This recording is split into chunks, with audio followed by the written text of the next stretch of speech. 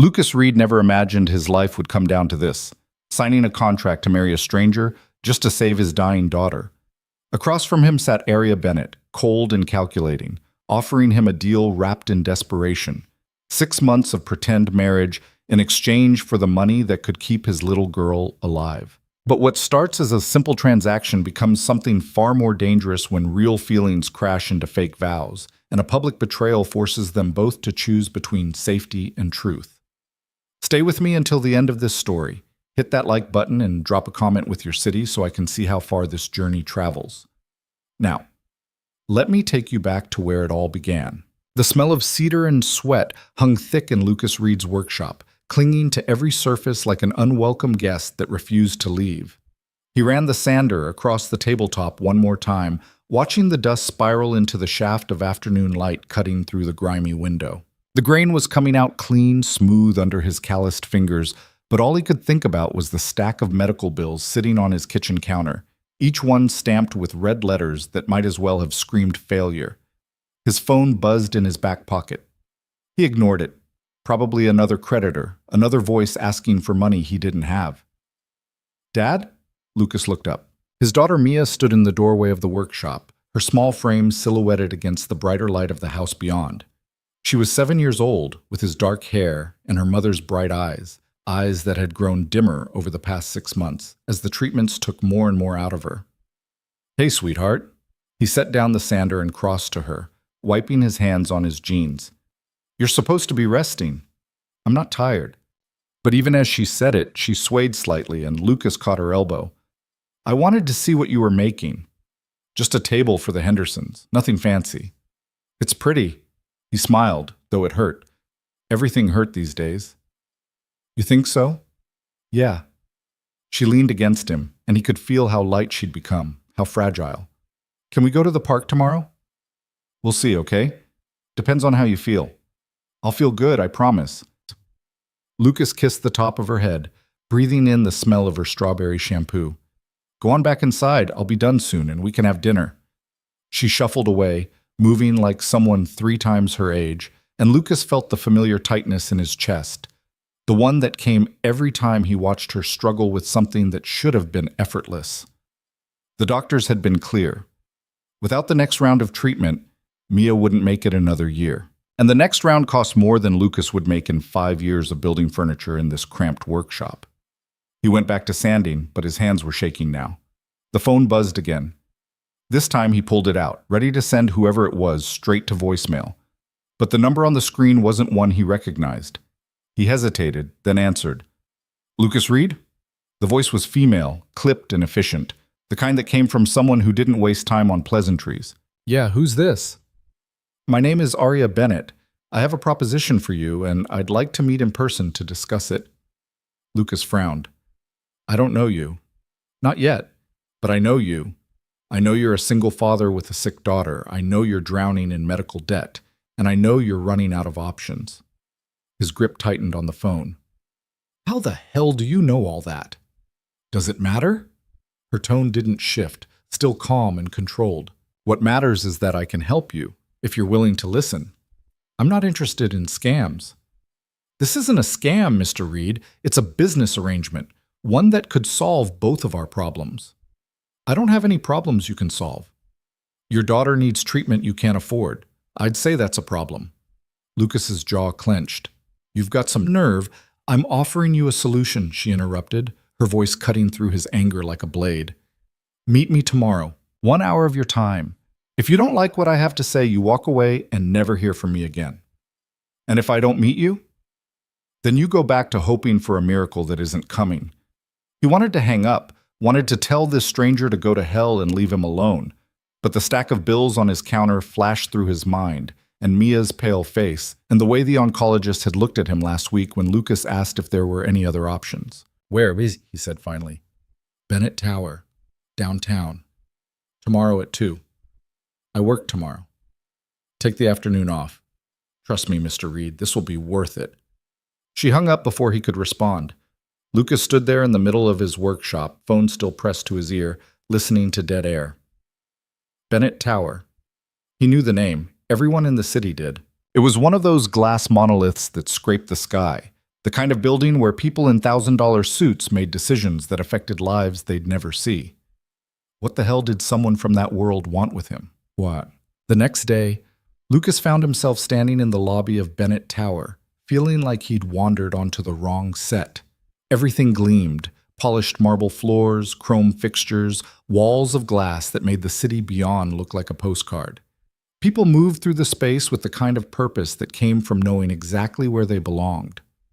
Lucas didn't belong here. He wore his best jeans and a button-down shirt that was only slightly wrinkled, but next to the tailored suits and designer dresses flowing past him, he might as well have been wearing rags. A woman at the reception desk glanced at him, her expression hovering somewhere between polite and suspicious. "Can I help you?"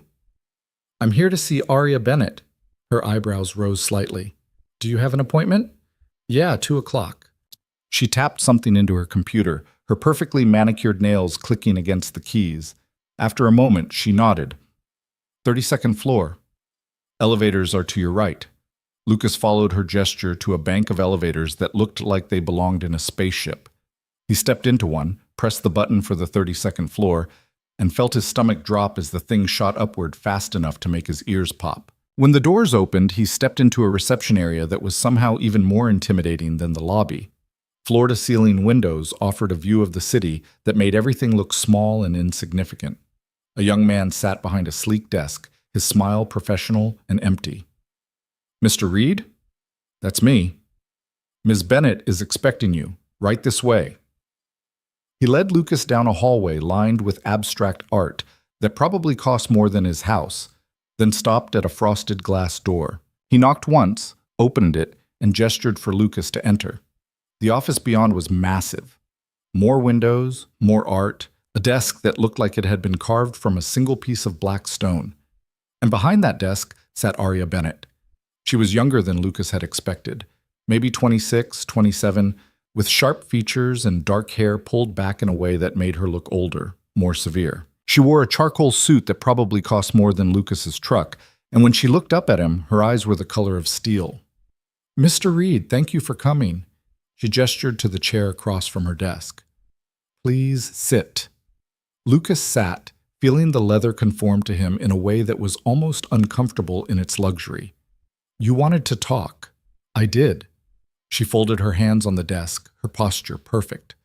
"Let me be direct. I need a husband, temporarily." "And you need money for your daughter's treatment." Lucas blinked. "Excuse me?" "A marriage. Legal and binding, but with clear parameters and a defined end date. 6 months. In exchange, I'll cover all of your daughter's medical expenses, past, present, and future, as well as provide you with a monthly stipend of $10,000. He stared at her, waiting for the punchline. When none came, he laughed, a short, bitter sound. "You're serious?" "Completely." "Why?" "That's not your concern." "The hell it's not. You're asking me to marry you." "I'm offering you a contract," she corrected. "Nothing more." Lucas leaned back in the chair, studying her. Up close, he could see the tension in her jaw, the way her fingers pressed just a little too hard against each other. Whatever this was about, it wasn't some whim. She needed this. "Why me?" he asked. "Because you're perfect for what I need. You're not connected to my world. You have a reason to keep this arrangement professional, and you're desperate enough to consider it." "That's cold. It's honest." "And what happens when your 6 months are up?" "We divorce. Quietly and amicably. You walk away with enough money to keep your daughter healthy and give her the life she deserves. I walk away with what I need. Everyone wins." Lucas shook his head.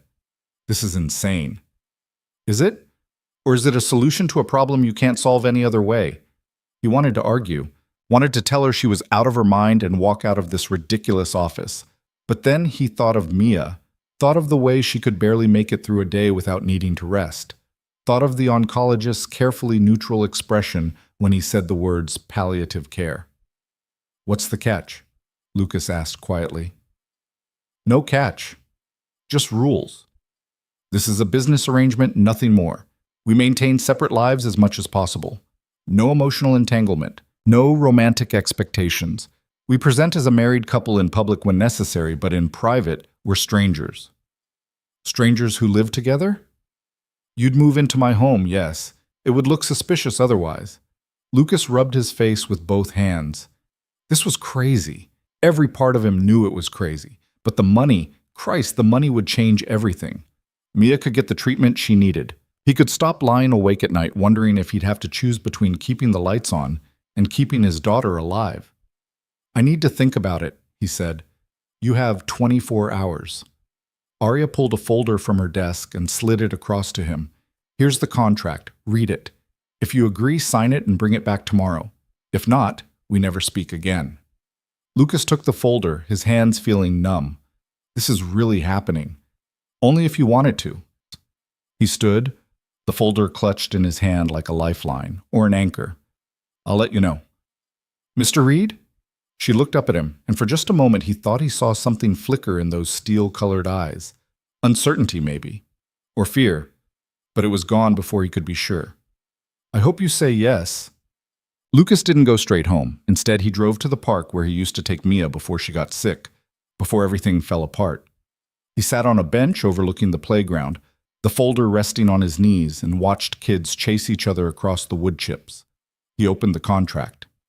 The language was dense, full of legal terms he barely understood, but the essentials were clear enough. 6 months of marriage, complete financial support for Mia's treatment, a monthly stipend, separate bedrooms, no romantic or sexual relationship, a clean divorce at the end. It was all there in black and white, clinical and cold. Lucas thought about his daughter's smile, about the way she used to run through this very playground, fearless and full of life, about the way she looked now, tired and scared and trying so hard to be brave for him. He thought about his pride, about what his parents would say if they were still alive, about what it meant to turn his life into a transaction. Then he thought about what it meant to let Mia die because he was too stubborn to accept help, even if that help came wrapped in the strangest package he'd ever seen. He pulled out his phone and called the number Arya had given him. She answered on the second ring. Mr. Reed? I have conditions, Lucas said. A pause. Then, I'm listening? Mia, my daughter. She can't know this is fake. As far as she's concerned, this is real.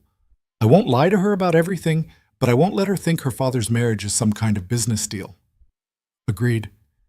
And if at any point this starts to hurt her, emotionally, the deal's off.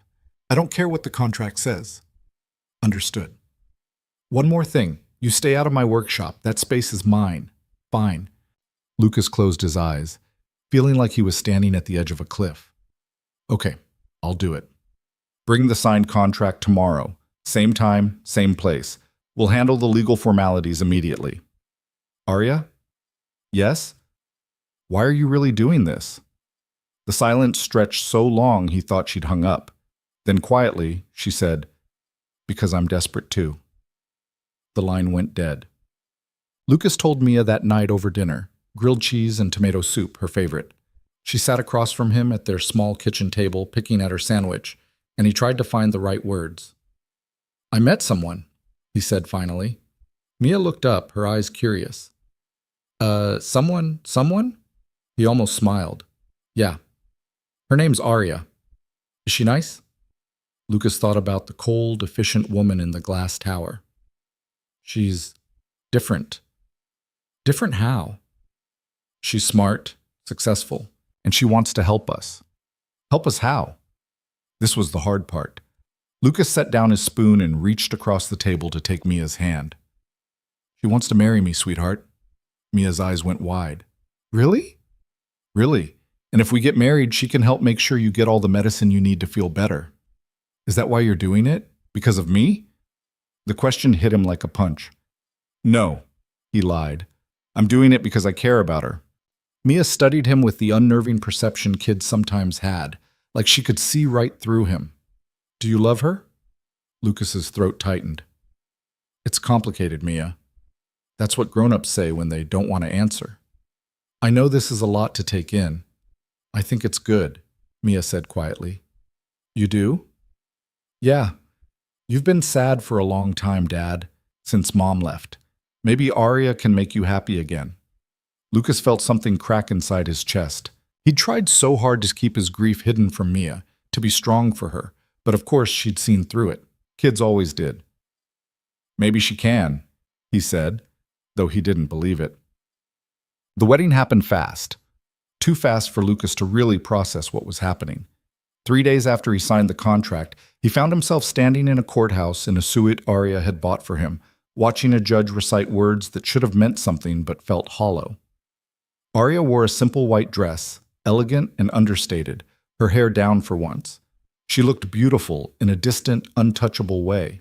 When the judge told Lucas he could kiss his bride, Arya leaned in and pressed her lips to his for exactly 2 seconds, long enough to satisfy the legality, short enough to make it clear this meant nothing.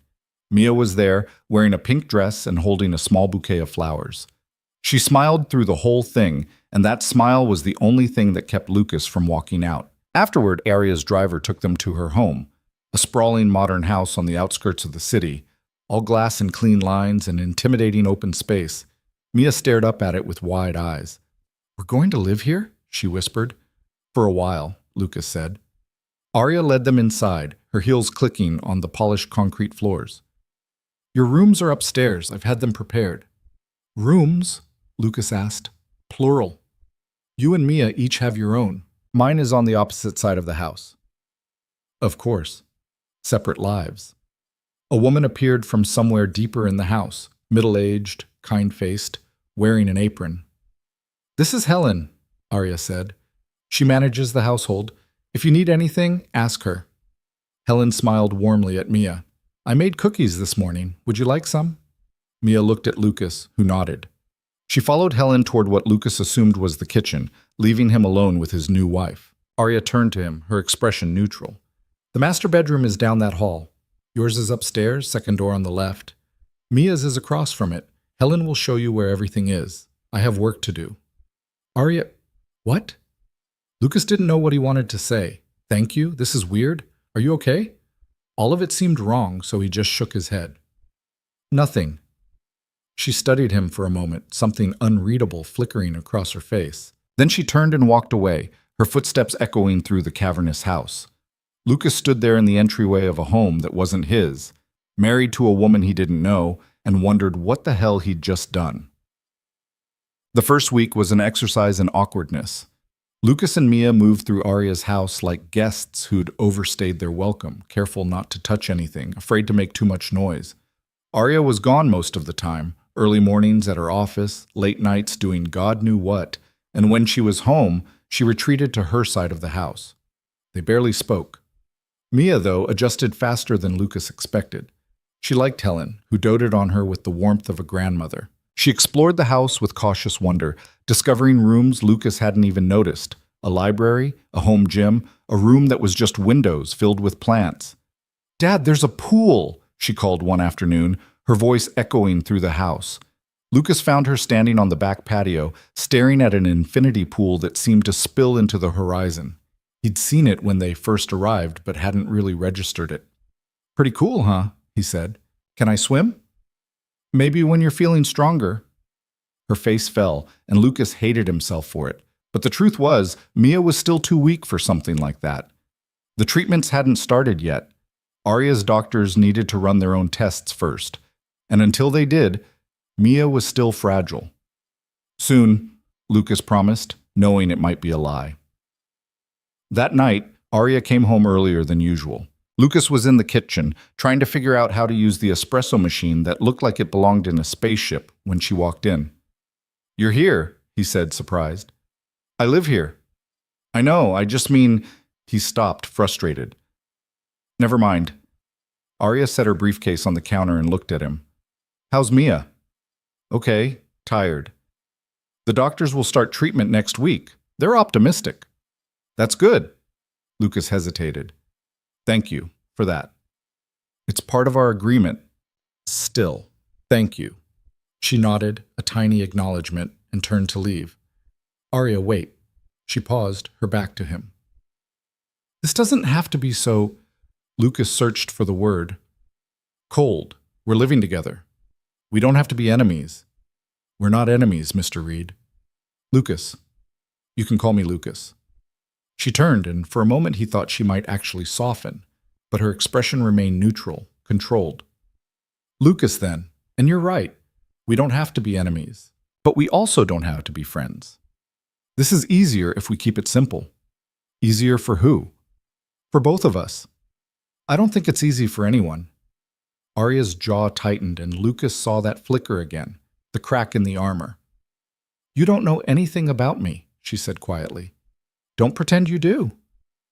I'm not pretending anything. I'm just saying we don't have to make this harder than it already is. Then follow the rules, keep your distance, and we'll both get through this just fine. She left before he could respond, her footsteps fading into the vastness of the house. Lucas stood there alone, the espresso machine hissing softly beside him, and wondered if 6 months was going to feel like 6 years. But something shifted after that night. Not dramatically. Arya didn't suddenly become warm or open, but the ice thawed just a little. She started eating dinner at home more often, though she rarely spoke during the meals. She asked about Mia's treatment, about how Lucas was adjusting. Small things, careful things. And then Mia got involved. It started innocently enough. Mia, bored one Saturday afternoon while Lucas worked in the garage, Arya had cleared out for him to use as a makeshift workshop, wandered into Arya's side of the house. Lucas found out about it when he went looking for his daughter and heard voices coming from the master bedroom. He approached cautiously, not wanting to intrude but needing to make sure Mia wasn't bothering Arya. What he saw through the half-open door stopped him cold. Arya was sitting on the floor, actually sitting on the floor, her perfect posture abandoned, with Mia beside her. They were looking at something on a tablet, and Mia was laughing. And this one is when Dad tried to build a treehouse, Mia said, pointing at the screen. He fell off the ladder and broke his arm. That sounds like something he'd do, Arya said, and there was something in her voice Lucas had never heard before. Amusement. Actual, genuine amusement. He's kind of clumsy, Mia said, but he's really good at building stuff. He made my whole bed by himself. It has drawers and everything. That's impressive. He's the best dad ever. Arya was quiet for a moment, then softly, You're lucky to have him. I know. Lucas backed away before they could see him, his chest tight. He didn't know what to make of what he'd just witnessed. Arya Bennett, cold, calculating, untouchable. Arya Bennett, sitting on the floor with his daughter, looking at photos and almost smiling. It didn't fit the woman he'd married, didn't fit the contract they'd signed. After that, Mia sought Arya out more often. She'd knock on her door in the evenings, asking questions about Arya's work, about the city, about things Lucas couldn't answer. And Arya, despite her rules about distance, never turned her away. Lucas watched it happen, this slow, strange thawing, and didn't know if he should be grateful or terrified. One night, about 3 weeks into the arrangement, Lucas woke to the sound of voices downstairs. He checked his phone, 2 in the morning. He climbed out of bed and made his way down, following the sound to the kitchen. Arya was there, standing by the counter in pajamas, actual pajamas, not the silk nightgown he'd half expected. And Mia was sitting at the island, a glass of milk in front of her. Can't sleep? Lucas asked. Mia shook her head. Bad dream. I heard her in the hallway, Arya said quietly. I offered her some warm milk. Lucas crossed to his daughter, brushing her hair back from her face. You okay now? Yeah, Arya was telling me about when she was little. Lucas looked at Arya, surprised. She'd never talked about herself. Not once. Really? Just stories, Arya said, her tone dismissive. But there was color in her cheeks, a faint pink that suggested embarrassment. She lived in a big house too, Mia said. But she said it wasn't as nice as this one. Mia, Lucas said gently, it's late. You should get back to bed. Can Arya tuck me in? The question hung in the air, awkward and loaded. Lucas started to say no, to tell Mia that Arya probably had work to do. But Arya spoke first. Of course. She followed Mia upstairs, and Lucas stood in the kitchen, listening to their footsteps fade. When Arya came back down 10 minutes later, she looked exhausted in a way that had nothing to do with the late hour. She's asleep, Arya said. Thank you. She's a good kid. Yeah, she is. Arya poured herself a glass of water and leaned against the counter, staring at nothing. Lucas had never seen her like this, unguarded, almost vulnerable. Can I ask you something? He said. Depends on the question. Why did you really need this marriage? Not the business reason, the real reason. Arya's grip on the glass tightened. For a long moment, Lucas thought she wouldn't answer, then quietly, "My family. They control everything, my trust fund, my position in the company, my entire life. And they were about to force me into an engagement with someone they chose, someone I can't stand. This was the only way out." Lucas processed that. "So you bought yourself a husband to avoid an arranged marriage?" "In essence, yes." "That's pretty drastic." "So is letting someone else decide the rest of your life." He couldn't argue with that. "And when the 6 months are up, what happens then?" "I'll have control of my trust fund. I can sever ties with my family, run the company division they gave me on my own terms, be free. And me?" She looked at him then, really looked at him, and Lucas saw something raw in her eyes. "You'll have your daughter's health and enough money to build the life you want." That was the deal. Right, the deal. They stood there in the quiet kitchen, the weight of everything unsaid pressing down between them. Lucas wanted to ask more. About her family, about the man she'd avoided, about why she looked so damn sad right now. But he didn't, because the rules said to keep his distance, and he'd already crossed too many lines tonight. "Get some sleep," Arya said finally. "We have that charity gala next week. We need to look convincing." "Right, the gala." She left without another word, and Lucas stayed in the kitchen until the sun came up, wondering when this temporary arrangement had started to feel permanent.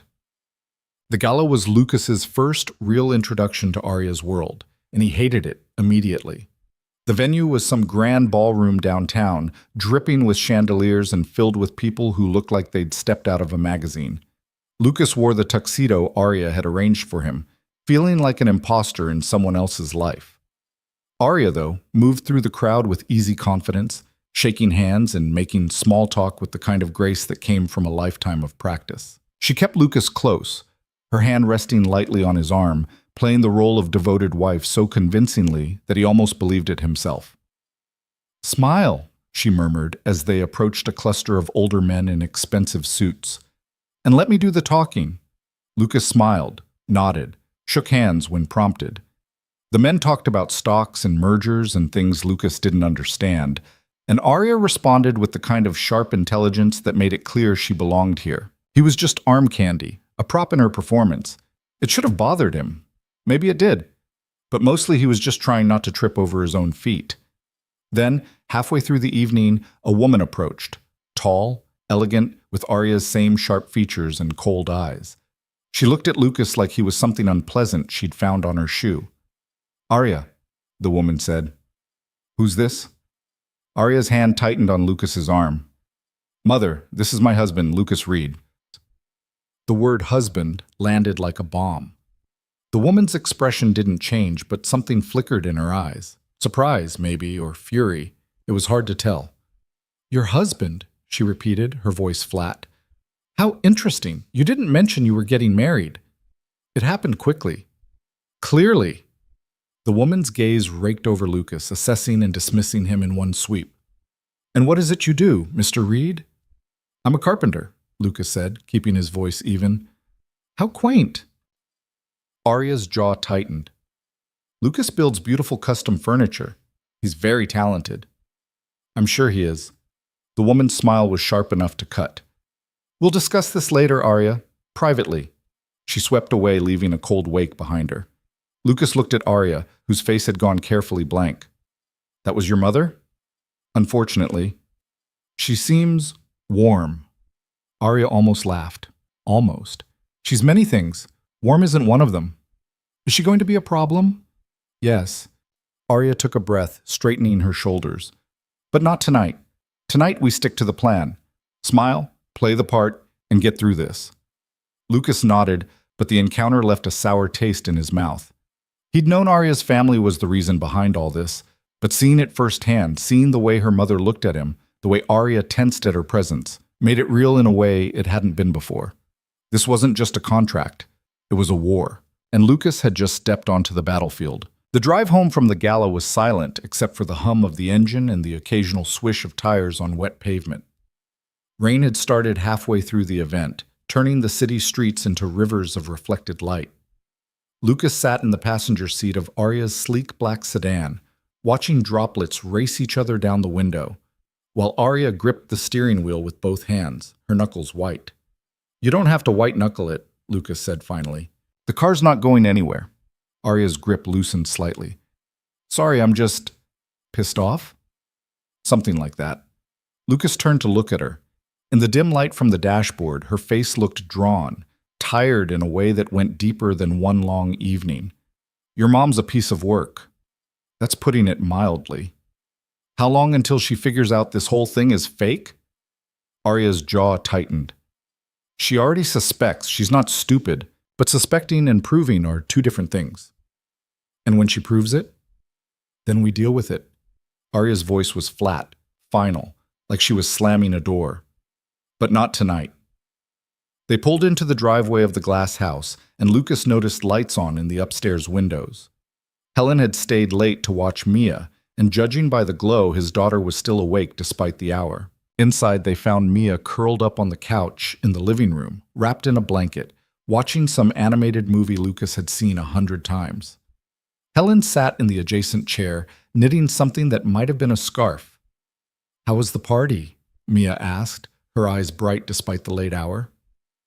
Boring, Lucas said, loosening his bow tie. Lots of people talking about things that don't matter. Did you dance? Lucas glanced at Arya, who was already halfway to the stairs.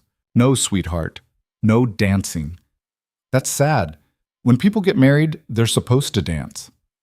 We'll dance another time. Mia seemed to accept this, turning back to her movie. Helen stood, gathering her knitting. She had dinner and her medicine, no problems. Thank you, Helen, Arya said from the staircase. Her voice was softer when she spoke to the older woman, less guarded. You can head home.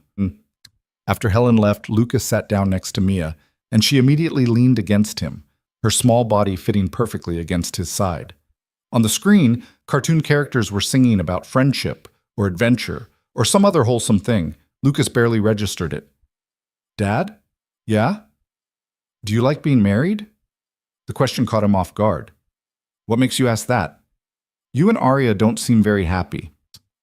Lucas looked down at his daughter, at her two wise eyes and the way she was watching him carefully, waiting for the truth. He'd never been good at lying to her. It's complicated, Mia.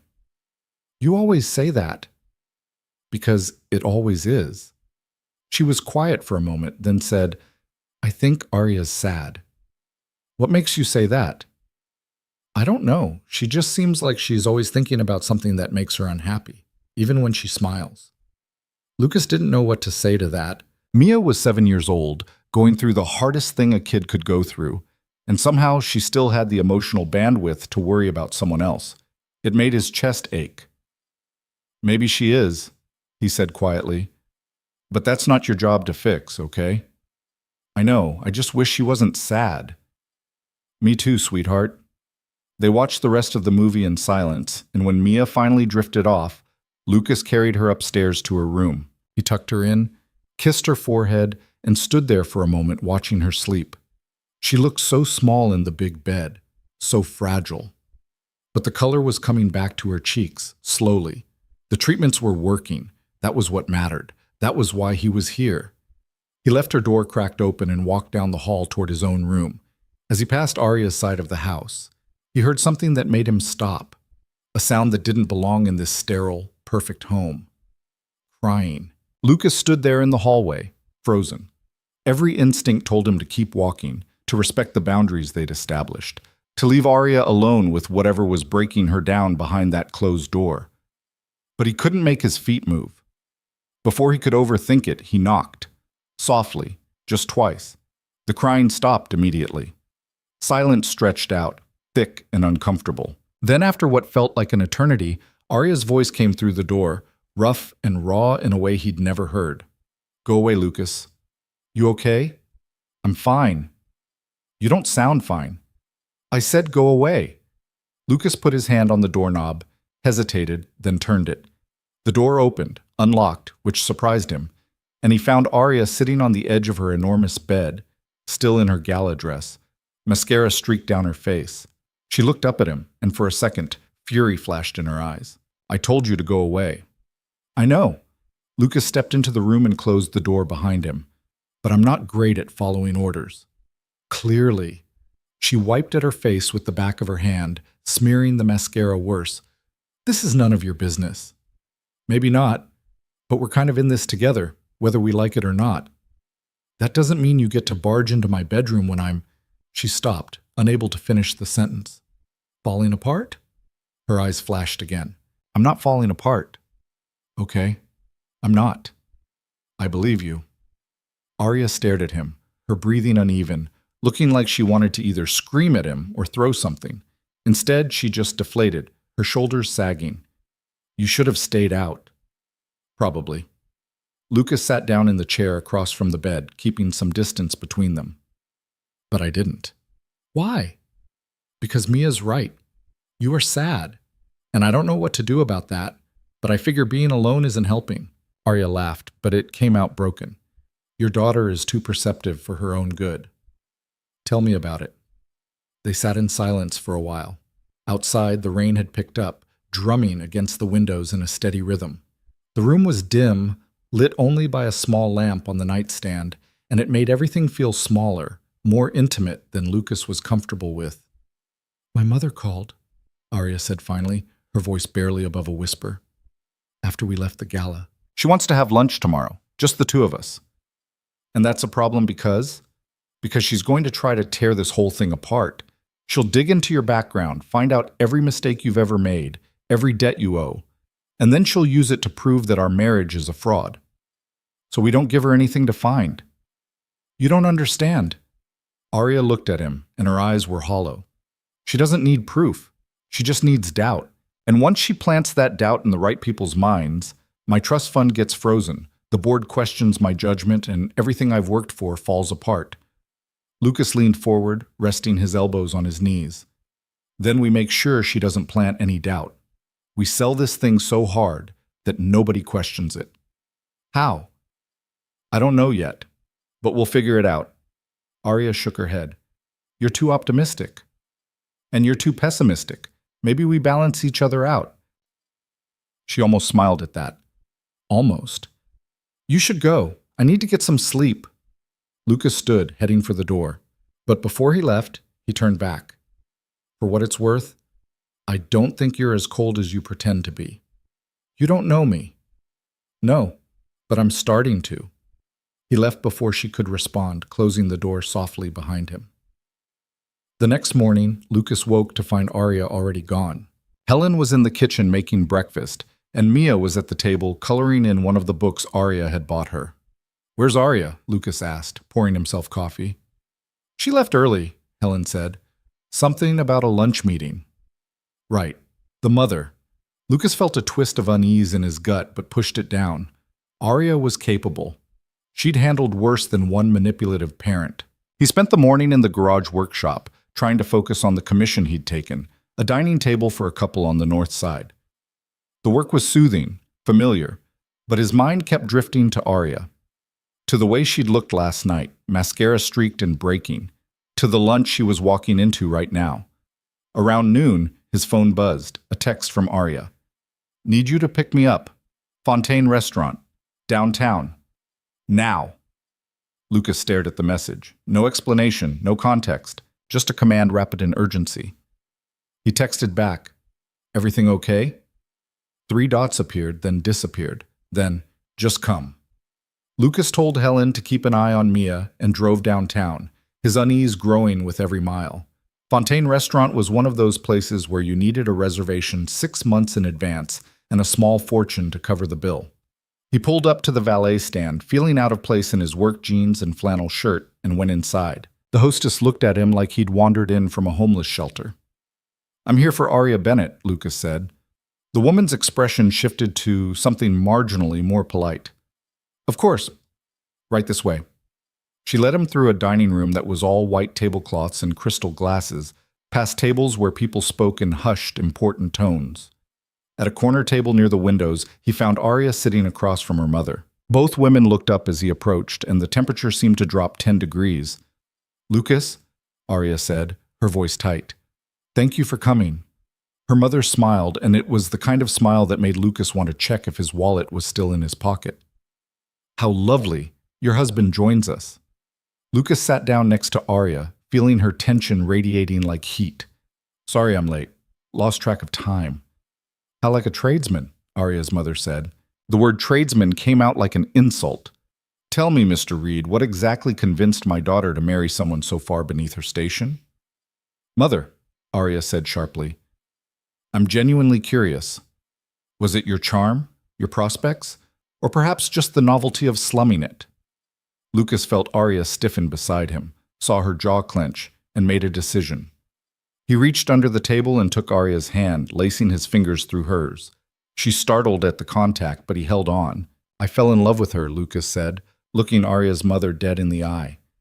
That's what convinced me. And I'd appreciate it if you didn't talk about your daughter like she's a commodity. The mother's smile didn't waver, but something cold flashed in her eyes. Love. How quaint. It works for us. Does it? She turned her attention to Arya. You haven't answered my question from earlier, darling, about the prenuptial agreement. There isn't one, Arya said. The mother's eyebrows rose. No prenup? How reckless. One might think you rushed into this marriage for reasons that have nothing to do with love. Or maybe I trust my husband, Arya shot back. Trust. Another quaint notion. The mother took a sip of her wine, studying them both. You realize, of course, that this little performance is transparent. I know exactly what you're doing, Arya. I'm having lunch with my mother and my husband. There's no performance. Isn't there? The mother set down her glass. You needed to secure your trust fund before your 30th birthday. Your father's will was quite clear on that point, married and financially independent, or the money stays locked up indefinitely. And this, she gestured vaguely at Lucas, is your solution. Lucas felt Arya's hand tighten around his. That's not... Please, darling, don't insult my intelligence. The mother leaned back in her chair. The question is, what are you going to do when I contest the validity of this marriage? Because I will. And when I do, the board will freeze your assets pending investigation. You'll lose everything you've worked for. You can't do that, Arya said, but her voice wavered. I can, and I will, unless, of course, you come to your senses and end this farce. Divorce Mr. Reed. Accept the engagement your father and I arranged with Marcus Holloway, and I'll forget this ever happened. No. The word came out hard and final, and Lucas felt a surge of something he couldn't quite name. Pride, maybe. Or respect. The mother's expression hardened. Then you leave me no choice. She stood, gathering her purse and coat with practiced elegance. Enjoy your lunch. I'm sure it will be one of the last meals you can afford on your own dime. She swept out of the restaurant, leaving a wake of strained silence behind her. Lucas and Arya sat there, hands still clasped under the table, neither of them moving. Well, Lucas said finally, she's delightful. Arya laughed, but it came out shaky. I told you. What's she going to do? Actually contest the marriage? She'll try. She has lawyers who specialize in this kind of thing. They'll dig into everything, our timeline, our relationship, whether we're actually living as a married couple. And if they find enough inconsistencies... She trailed off, shaking her head. Lucas looked down at their joined hands, then back at Arya's face. So we don't give them any inconsistencies. Lucas, I'm serious. You want to sell this thing? Then we sell it, all the way. What are you suggesting? I'm suggesting we stop tiptoeing around each other like strangers. We act like an actual married couple. In public, at home, everywhere. We make this so convincing that there's no room for doubt. Arya pulled her hand back, suddenly wary. The contract? Forget the contract for a second. Your mother's about to tear your life apart. Are you really going to let some piece of paper stop you from fighting back? She stared at him, something unreadable flickering across her face. You don't know what you're asking. Then explain it to me. If we blur the lines, if we start acting like this is real, what happens when it ends? When the 6 months are up and we go our separate ways? Lucas hadn't thought about that. Hadn't let himself think about that. We deal with it then. That's not a plan. No, but it's better than rolling over and letting your mother win. Arya was quiet for a long moment, her eyes searching his face like she was looking for something. Reassurance, maybe, or proof that he meant what he said. Finally, she nodded. Okay, we do it your way, but we need rules. More rules? Different rules. If we're going to convince people this is real, we need to actually spend time together. Meals, outings, things couples do. And in public, we need to look, she hesitated. In love? Connected. Lucas nodded slowly. I can do that. And at home, we stop avoiding each other. My mother's lawyers will probably interview the staff, ask questions about how we interact. If Helen says we barely speak, it's over. So we become friends. Something like that. Okay? Lucas stood, offering his hand. Let's start now. Come on. Arya looked at his hand, suspicious. Where are we going? Somewhere your mother's lawyers won't follow, trust me. She hesitated, then took his hand and let him pull her to her feet. Lucas drove them to the park, the same one where he'd sat reading Arya's contract weeks ago. It was a Thursday afternoon, and the place was mostly empty except for a few joggers and a woman walking her dog. They got out of the truck, and Arya looked around with obvious confusion. A park? Yeah, couples go to parks.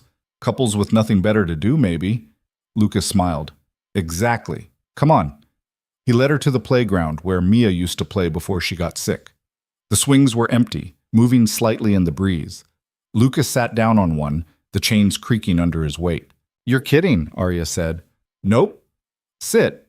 She looked at the swing like it might bite her, then carefully sat down, smoothing her expensive skirt. This is ridiculous. This is normal. Normal people do normal things, like swing in parks. I haven't been on a swing since I was 8.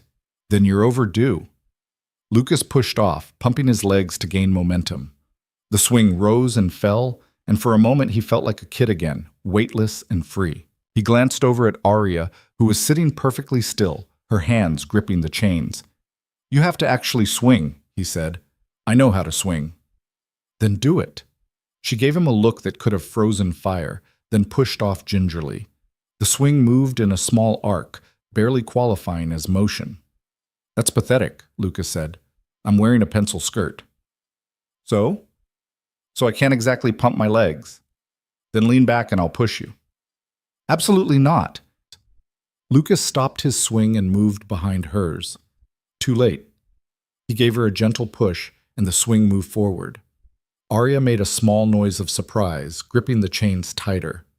Lucas, relax. I'm not going to launch you into orbit. He pushed again, a little harder this time, and the swing rose higher. Arya's grip loosened slightly, and he thought he saw the ghost of a smile on her face. This is absurd, she said, but there was less bite in her voice. Yeah, but it's also kind of nice, right? She didn't answer, but she didn't tell him to stop either. Lucas pushed her a few more times, watching the way her hair caught the sunlight, the way her shoulders gradually lost some of their tension. When he finally let the swing slow on its own, Arya sat there for a moment, swaying gently. Thank you, she said quietly. For what? For showing up today, at the restaurant. You didn't have to do that. Yes, I did. We're in this together, remember?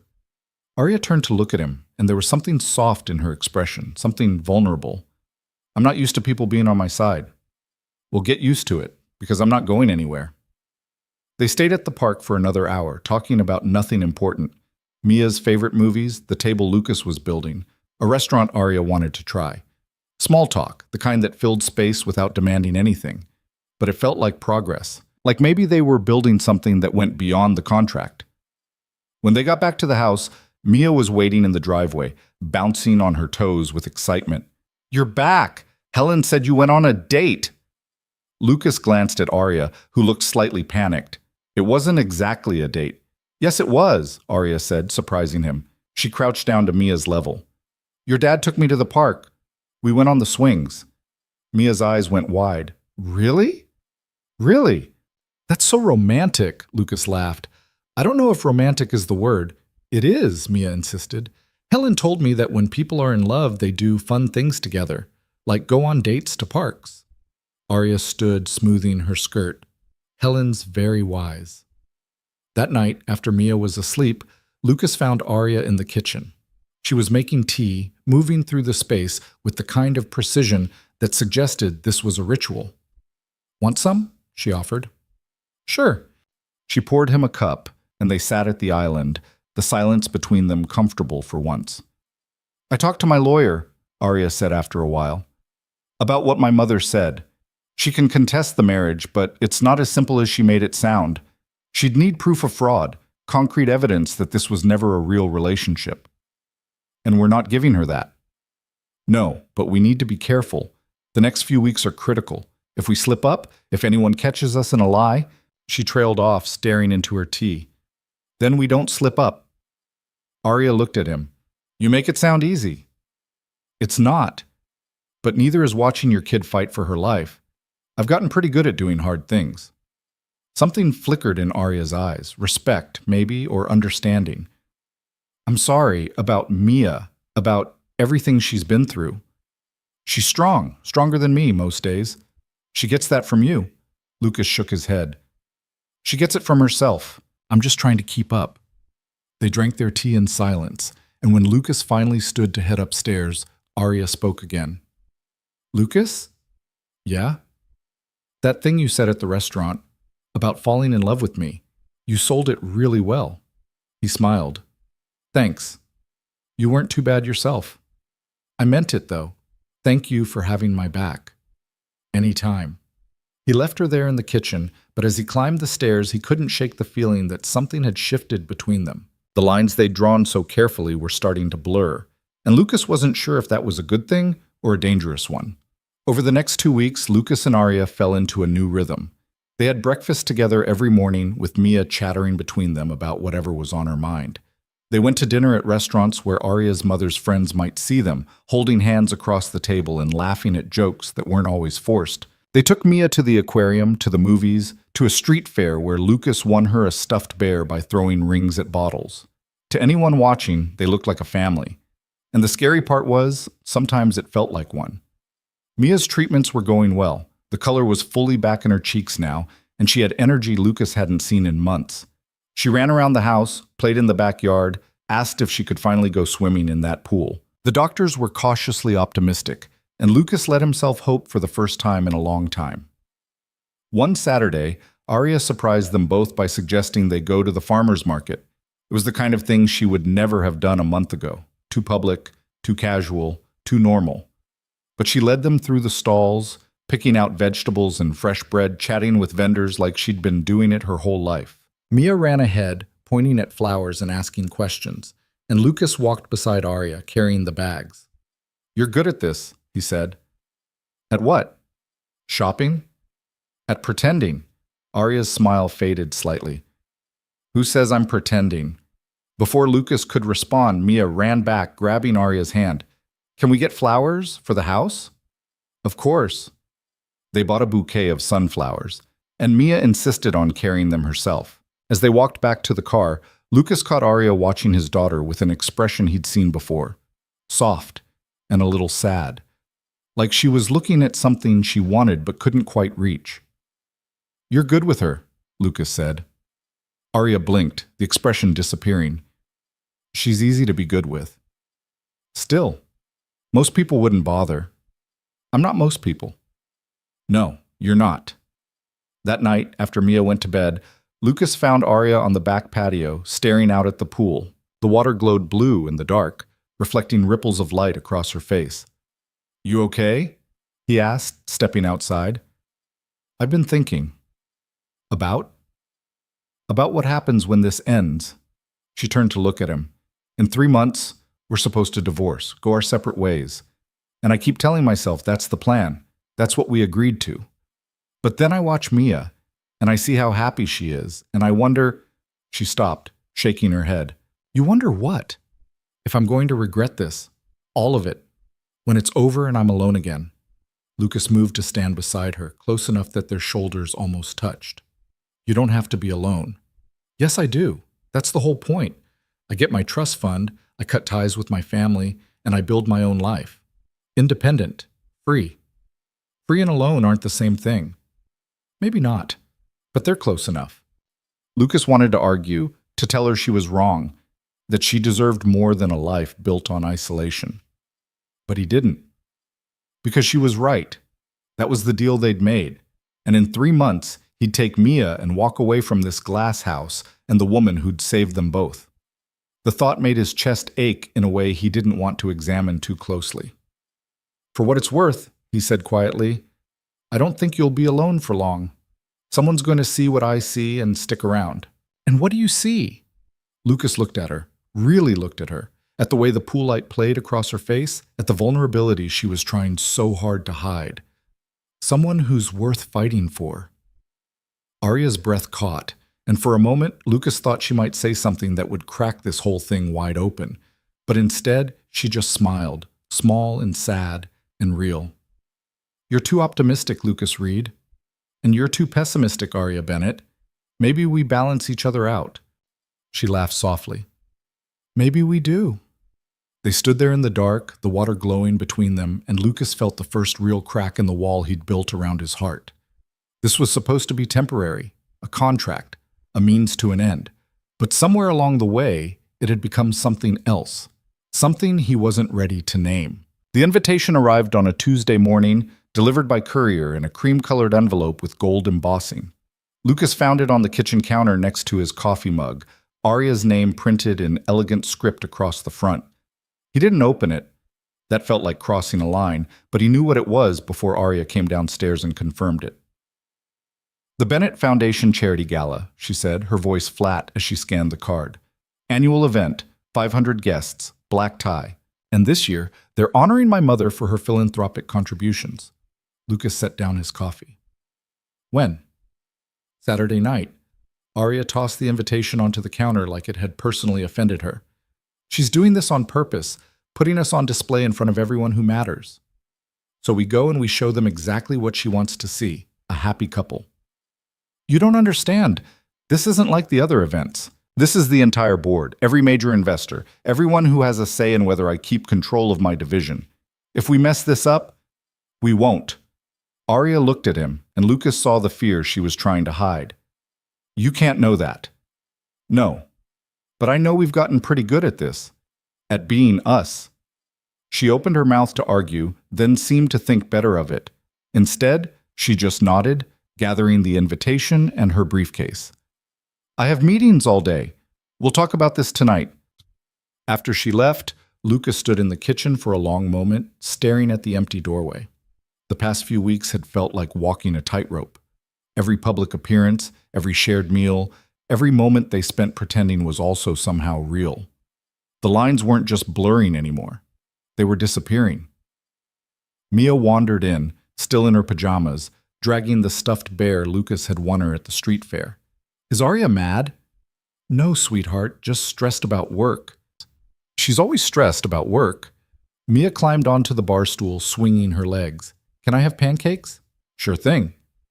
As Lucas mixed the batter, Mia chattered about the book she was reading, about the swimming lesson Arya had promised to give her this weekend, about 100 other small things that made up her world. She was thriving, truly thriving, and watching her bounce around the kitchen with more energy than she'd had in a year made every complicated feeling Lucas had about this arrangement worth it. "Dad?" "Yeah?" "Do you love Arya?" Lucas's hand stilled on the whisk. "Why do you ask?" "Because married people are supposed to love each other, and you guys seem happy, but sometimes you look at her like you're sad." Lucas turned back to the stove, buying himself time. "It's complicated, Mia. You always say that when you don't want to answer. Because it's always true." "But do you?" He poured batter onto the griddle, watching it bubble and spread. The honest answer was one he hadn't fully admitted to himself yet. The safe answer was the one that kept the boundaries intact. But Mia was looking at him with those two wise eyes, waiting for something real. "I care about her," Lucas said finally. "A lot. More than I expected to." "That sounds like love." "Maybe. I don't know." Mia seemed to accept this, turning her attention to the pancakes taking shape on the griddle. But Lucas felt the weight of the question long after breakfast was over, long after Mia ran off to play in the backyard. He'd been so focused on making this arrangement look real that he hadn't stopped to consider what happened when it started to feel real. That evening, Arya came home earlier than usual. She found Lucas in his workshop, sanding down the legs of the dining table he'd finally finished. The commission had turned into something more than just a paycheck. It was proof that he could still build something beautiful, that he hadn't lost himself completely in this strange new life. "That's gorgeous," Arya said from the doorway. Lucas looked up, surprised. She rarely came into his workshop. "Thanks. Finally got the finish right." She stepped inside, running her fingers along the smooth surface of the tabletop. "The grain is beautiful. What kind of wood?" "Walnut. The couple wanted something dark but warm. This felt right." "You have a gift for this." Lucas set down the sandpaper, studying her. She was still in her work clothes, a navy suit that probably cost more than his truck, but she'd kicked off her heels somewhere between the house and the workshop. Her hair was coming loose from its usual severe style, and she looked tired in a way that went deeper than one long day. "You okay?" he asked. "I've been thinking about Saturday, about the gala." "And?" Arya crossed her arms, leaning against the workbench. "My mother's going to push, hard. She'll manufacture situations designed to trip us up, make us look like strangers pretending to be married. And if she succeeds, she'll have everything she needs to contest the marriage and freeze my assets. So we don't let her succeed." "Lucas, you keep saying that like it's simple. But you don't know these people. They're vultures. One wrong word, one slip, and they'll tear us apart." Lucas wiped his hands on a rag and moved closer to her. "Then tell me what I need to know. Prepare me." "For what?" "For whatever your mother's going to throw at us. You know her better than anyone. What's her move?" Arya was quiet for a moment, thinking. "She'll separate us. Get me alone in one room, you in another. Then she'll have her friends ask questions, innocent on the surface but designed to catch inconsistencies. How we met, where we went on our first date, what my favorite anything is. If our stories don't match perfectly, they'll know. So we get our stories straight. It's not that easy." "Yes, it is." Lucas pulled out his phone, opening the Notes app. "We sit down right now and we build our history, every detail, and we make it so solid that nobody can poke holes in it." Arya looked at him like he'd suggested they fly to the moon. "You want to script our entire relationship?" "I want to make sure we're on the same page. Come on, when did we meet?" She hesitated, then sighed. "Fine. We met at a coffee shop 4 months ago." "Which coffee shop?" "The one on 5th and Market. I was working. You came in for lunch." "What did I order?" "How should I know?" "Because if someone asks you, you need to have an answer." "What did I order, Arya?" She thought for a moment. "A turkey sandwich and black coffee." "Good. And you?" "Green tea and a croissant." Lucas typed it into his phone. "What did we talk about?" "You complimented the book I was reading, said you'd read it too." "What book?" "Something literary, Hemingway, The Old Man and the Sea." "I've never read Hemingway." "Then you better start, in case someone asks what you thought of it." They spent the next 2 hours in the workshop, building their fictional history piece by piece. First date at an Italian restaurant on the waterfront. Lucas proposed on a hiking trail 3 months later, no ring because it was spontaneous. They got married quickly because Mia was sick and they didn't want to wait. Every detail was crafted, polished, made to sound real. By the time they finished, Lucas's head was spinning with information, but Arya looked calmer, almost peaceful. "Thank you," she said quietly. "For what?" "For taking this seriously. Most people would have walked away by now." "I'm not most people." "No, you're not."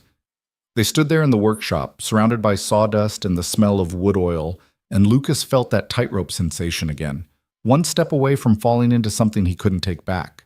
"We should go inside," Arya said. "Mia's probably wondering where we are." But neither of them moved. "Lucas?" "Yeah?"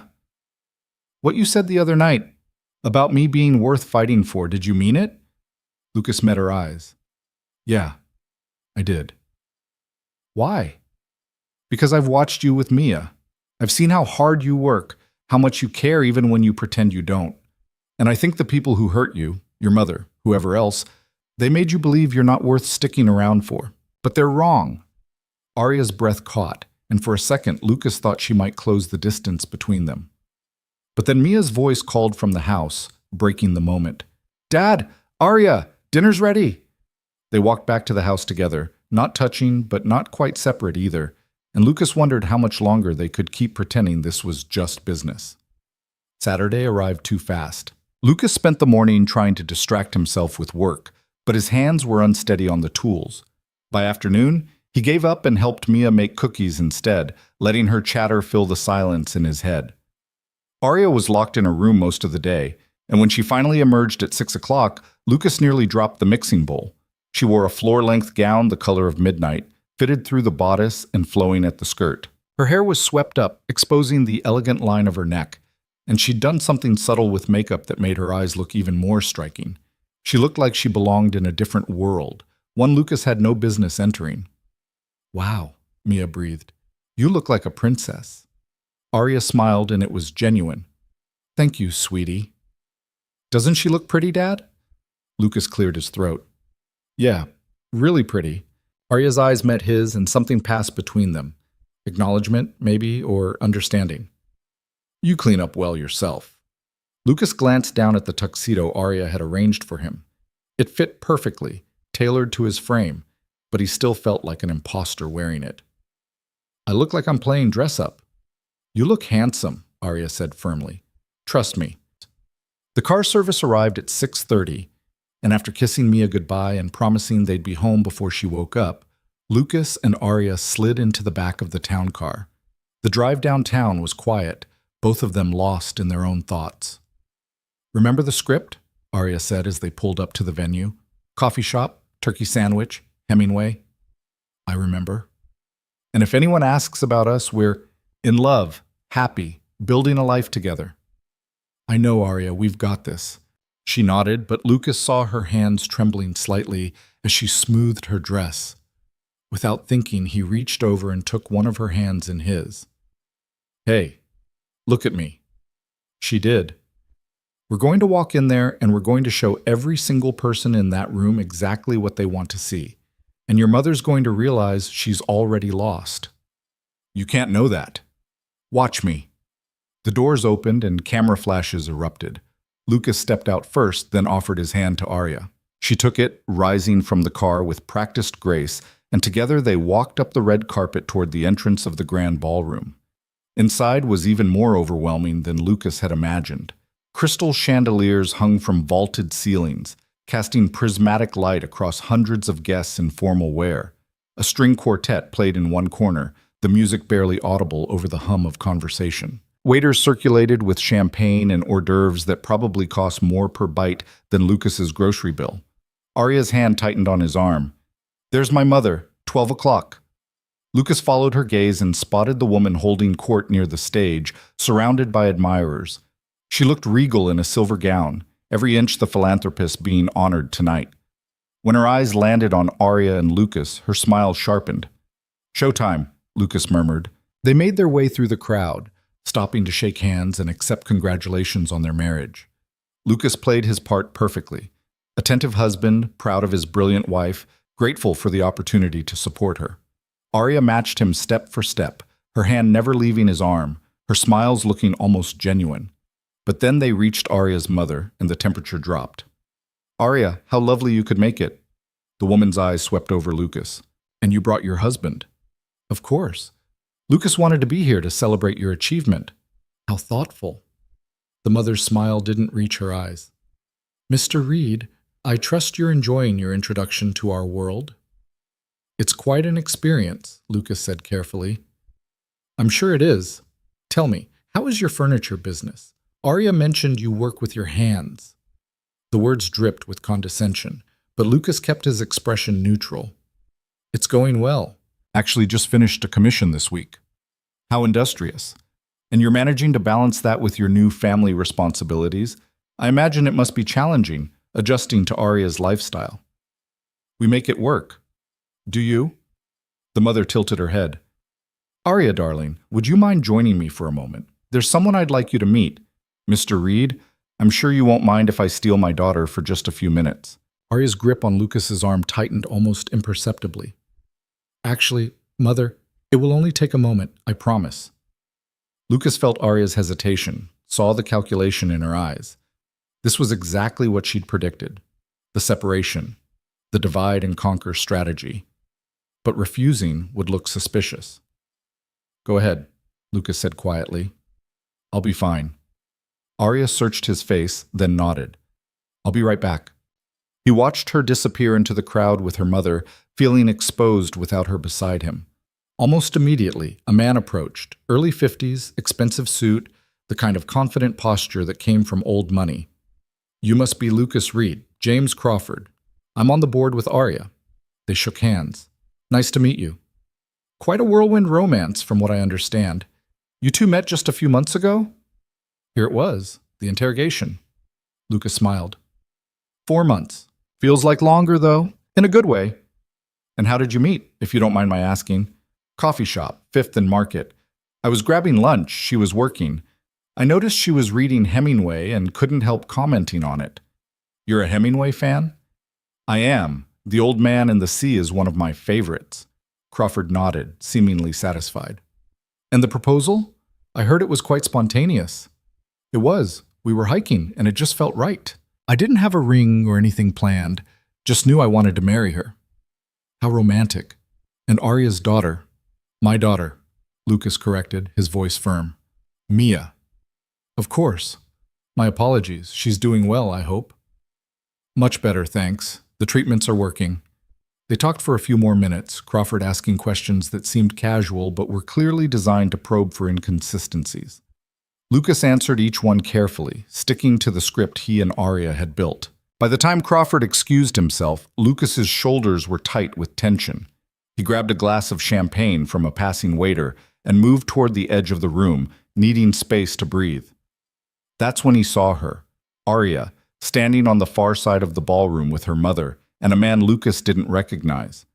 The man was tall, polished, wearing a tuxedo that probably cost more than Lucas's truck, and he was standing too close to Arya, his hand on her elbow in a way that made Lucas's jaw clench. He started across the room, weaving through clusters of guests, his eyes locked on Arya. As he got closer, he heard her mother's voice, sharp and pointed. Perfectly suitable match, Marcus. You and Arya have so much in common. If she hadn't rushed into this unfortunate situation with Mr. Reed, Mother, please, Arya said, her voice tight. I'm simply saying what everyone else is thinking. This marriage is clearly a mistake, and it's not too late to correct it. Lucas reached them just as Marcus, the man her parents had wanted her to marry, leaned in closer to Arya. Your mother's right, you know. We both know this thing with Reed isn't real. Why keep up the charade? Back off, Lucas said, his voice low. All three of them turned to look at him. Arya's expression was relief mixed with something else. Gratitude, maybe, or fear. Her mother's face went cold. Mr. Reed, how lovely of you to join us. I'm not joining anything. I'm getting my wife and leaving this conversation. Marcus straightened, eyeing Lucas with undisguised contempt. Your wife. Is that what we're calling it? That's what I'm calling it. What are you calling it? A convenient arrangement that's fooling no one. Lucas stepped closer, close enough that Marcus had to tilt his head back slightly to maintain eye contact. You got something to say? Say it clearly. Gentlemen, Arya's mother interjected, her voice sharp, let's not make a scene. But the damage was done. People were starting to notice, conversations quieting as heads turned toward the confrontation. Lucas felt Arya's hand on his arm, pulling gently. Lucas, don't. No. He didn't take his eyes off Marcus. This guy needs to understand something. Arya's my wife. Actually, my wife. Not a transaction, not a convenience, not whatever story you've convinced yourselves of. And if you've got a problem with that, we can take it outside. Marcus laughed, but it sounded nervous. This is absurd. Everyone knows. Everyone knows what? That I love my wife? That I do anything for her? Yeah, they know, because it's true. The words hung in the air, and Lucas felt them settle over him like a weight. Because somewhere in the middle of defending their arrangement, he'd stopped lying. This wasn't part of the script. This wasn't strategy. This was real. Arya stared at him, her eyes wide, and Lucas saw his own realization reflected back at him. The room around them seemed to fade, all the guests and cameras and judgment becoming background noise. Lucas, she whispered. We're leaving, he said, still looking at her. Right now.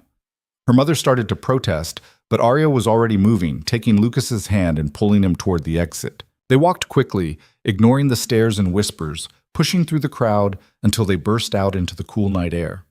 The valet stand was chaos, couples waiting for cars, photographers hovering for shots.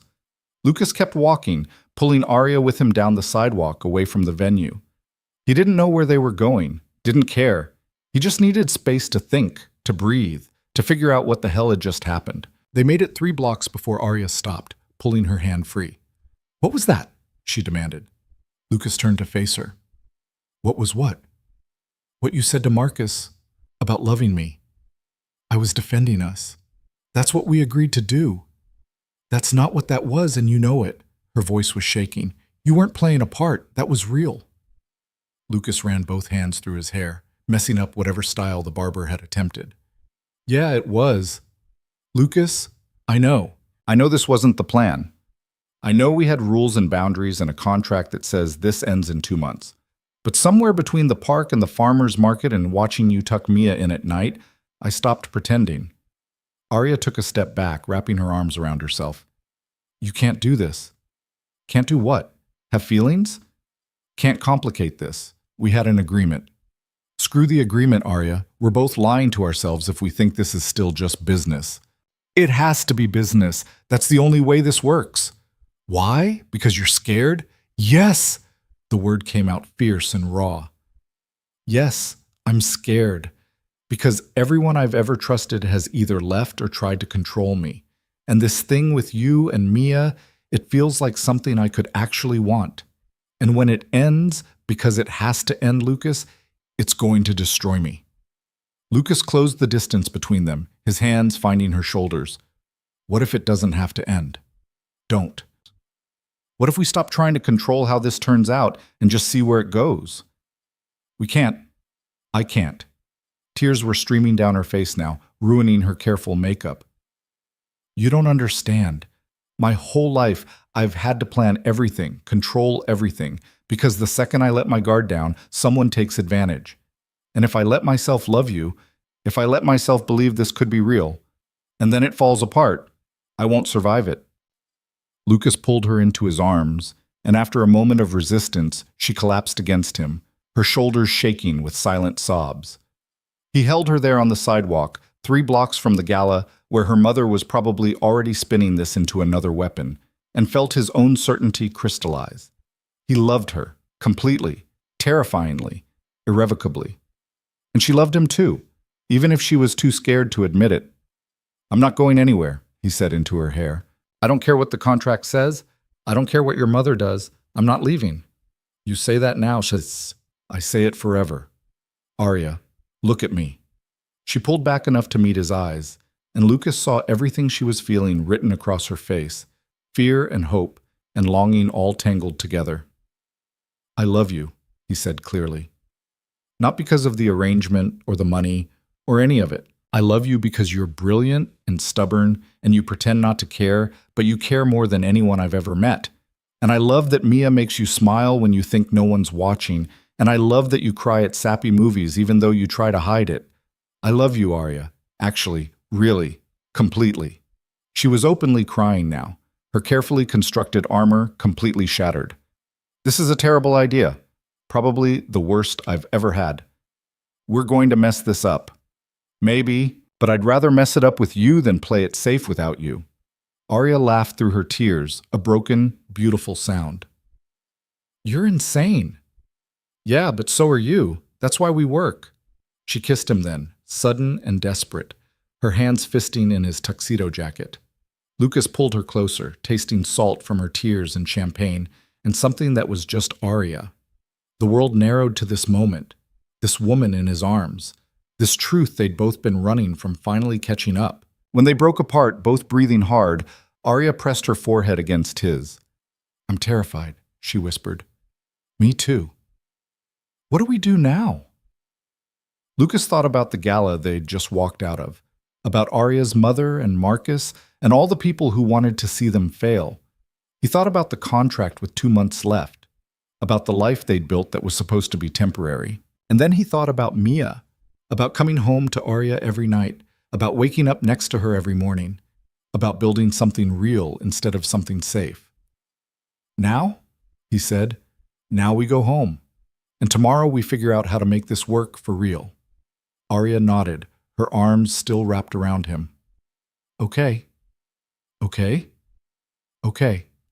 They stood there for a moment longer, holding each other on a sidewalk in downtown while the city moved around them. Then Lucas pulled out his phone and called for a car, and they waited in comfortable silence, Arya's head resting on his shoulder. The drive home was quiet but not uncomfortable. Arya kept her hand in his, their fingers intertwined, and Lucas watched the city lights blur past the window. Everything had changed in the space of one evening, one confrontation, one honest admission. And while the logical part of his brain was screaming about complications and consequences, the rest of him felt settled in a way he hadn't in years. When they pulled into the driveway, all the lights in the house were off except for the one in Mia's room. Lucas frowned. She should be asleep by now. They went inside quietly, and Lucas climbed the stairs to check on his daughter. He found her sitting up in bed, still awake, clutching her stuffed bear. "Mia, what are you doing up?" She looked at him with worried eyes. "I had a bad dream. Helen said you guys would be home soon. We're home now. Come on, let's get you settled." But Mia was looking past him to where Arya stood in the doorway. "Are you okay? Your makeup's all messy." Arya touched her face, seeming to remember the tears. "I'm okay, sweetie. Just a long night." "Did something bad happen?" Lucas sat on the edge of Mia's bed. "No, actually, something good happened." "What?" He looked at Arya, who nodded slightly. "Arya and I decided we're going to stop pretending." Mia's brow furrowed. "Pretending what?" "That this is temporary. That we're not a real family." Lucas took a breath. "I love Arya, Mia. Really love her. And if she'll have us, I want her to stay. For real." Mia's face lit up. "Really?" "Really." She launched herself at Lucas, hugging him tight. Then she squirmed free and ran to Arya, wrapping her arms around her waist. Arya stiffened for just a second, then softened, her hand coming up to stroke Mia's hair. "Does this mean you're not going to leave?" Mia asked, her voice muffled against Arya's dress. "No," Arya said quietly. "I'm not going to leave." "Promise?" Arya met Lucas's eyes over Mia's head, and he saw the fear there, the uncertainty. But he also saw determination. "I promise." They got Mia back into bed, both of them tucking her in together. As they left the room, Lucas heard his daughter's sleepy voice. "I knew you guys loved each other. I could tell." Out in the hallway, Arya turned to Lucas. "She's scary perceptive." "Tell me about it." They stood there in the dim light, reality starting to settle back in. Lucas could see Arya's mind working, already cataloging all the complications this decision would bring. "My mother's going to fight harder now," she said. "Let her. The board might have questions. About why we left early, about the scene with Marcus. We'll handle it." "Lucas, I'm serious. This could get ugly." He took her hands, holding them between his. "Arya, we just blew up our entire arrangement in the middle of your mother's gala. It's already ugly, but I don't care. Because for the first time since all this started, we're being honest. And honest is worth fighting for." She studied his face like she was memorizing it. "I don't know how to do this. The real thing." Neither do I. We'll figure it out together." "That's not very reassuring." "It's the best I've got." Arya smiled then, genuine and unguarded, and Lucas felt his heart skip. "Okay, together."